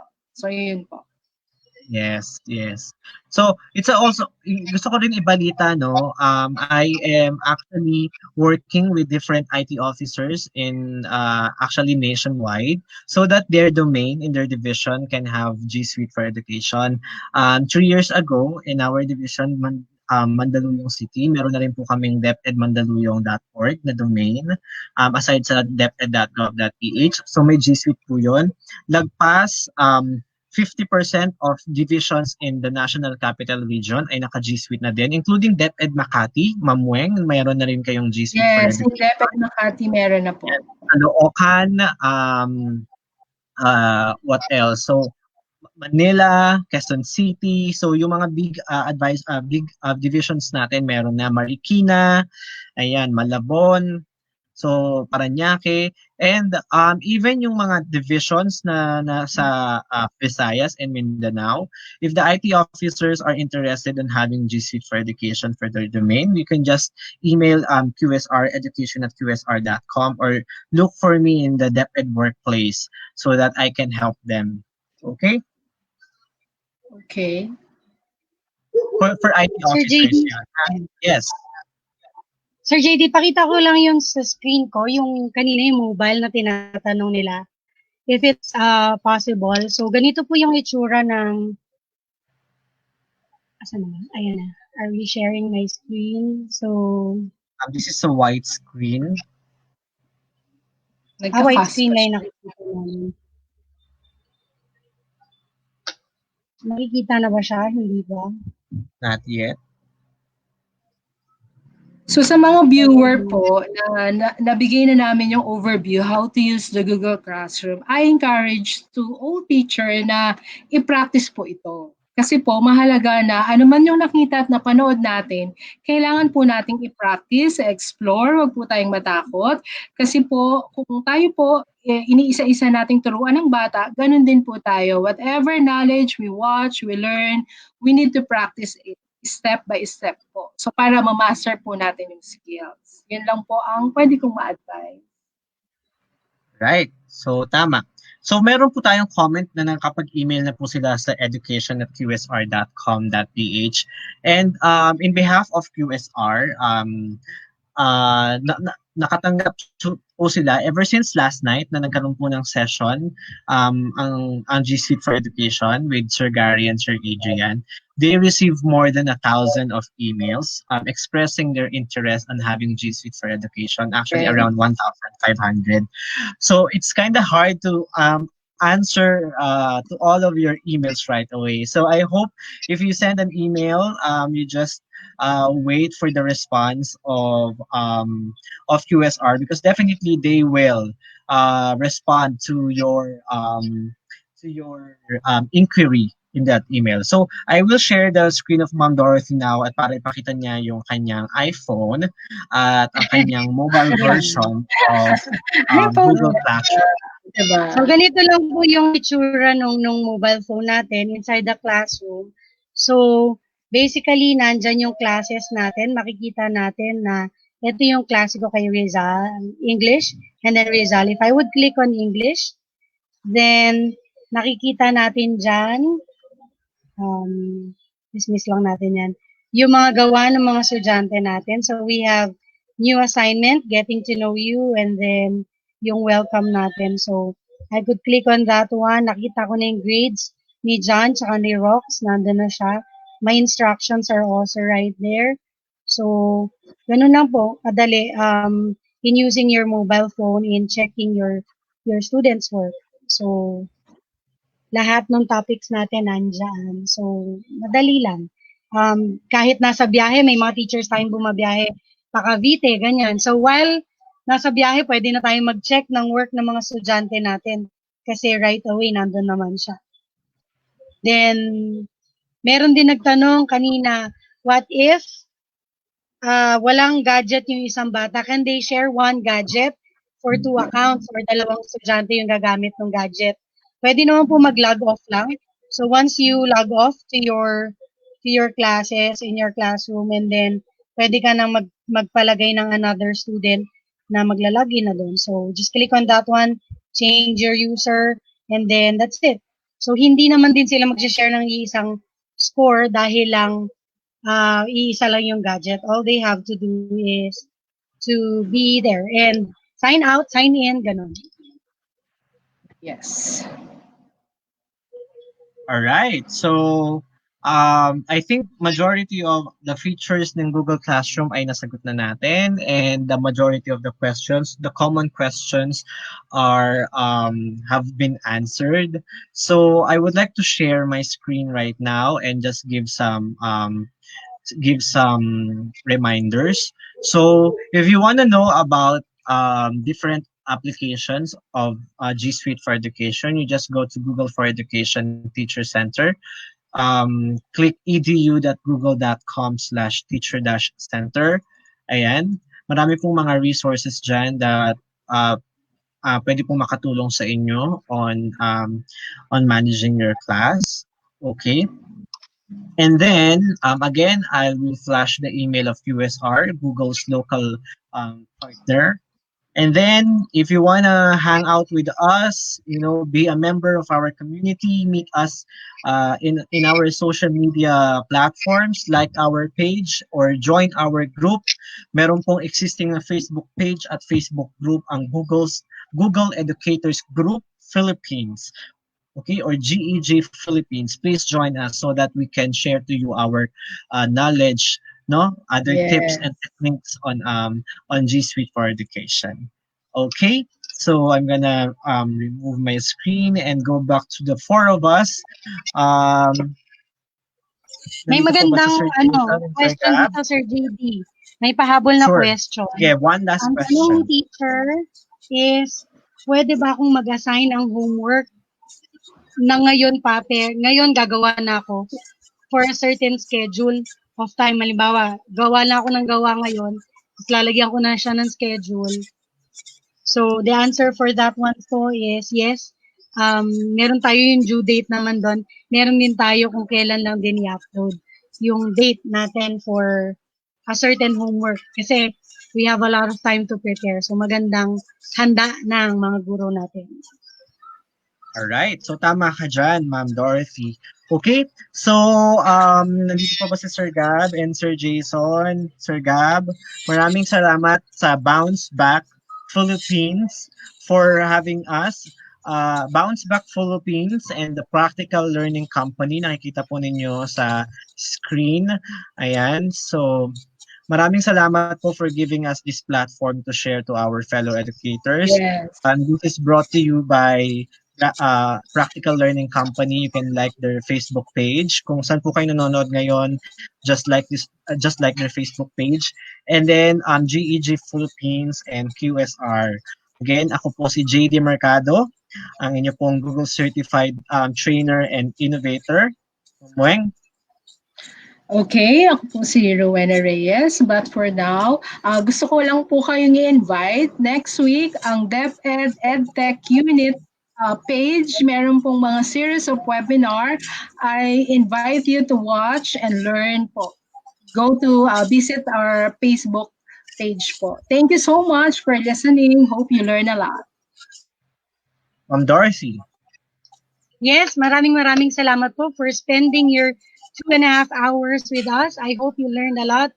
Marami po nagko-comment na pwede bang ma-review. Yes po, just go back to our video later on, then you could review and walk through it para masundan natin at handa na po tayo sa darating na pasokan. Stay safe and stay at home. Thank you po. All right, and Ma'am Rox. Hello, thank you for being with us this afternoon. Hope you learned something. See you. All right, so thank you, Sir Gab, for announcing. Also, if this is shameless plug, if you wanna subscribe to my channel, I'll be uploading some videos of tutorials there. You just click subscribe. All right, so Ma'am Weng, Ma'am Dorothy, and Miss Rox, and of course sa akin, maraming salamat sa atin for sharing our knowledge on Thank you Google so Classroom. much. Maraming Thank salamat you. po sa mga Maraming teacher salamat. na nanonood Thank you, po sa guys. atin. Thank you. Bye. All right, bye everyone.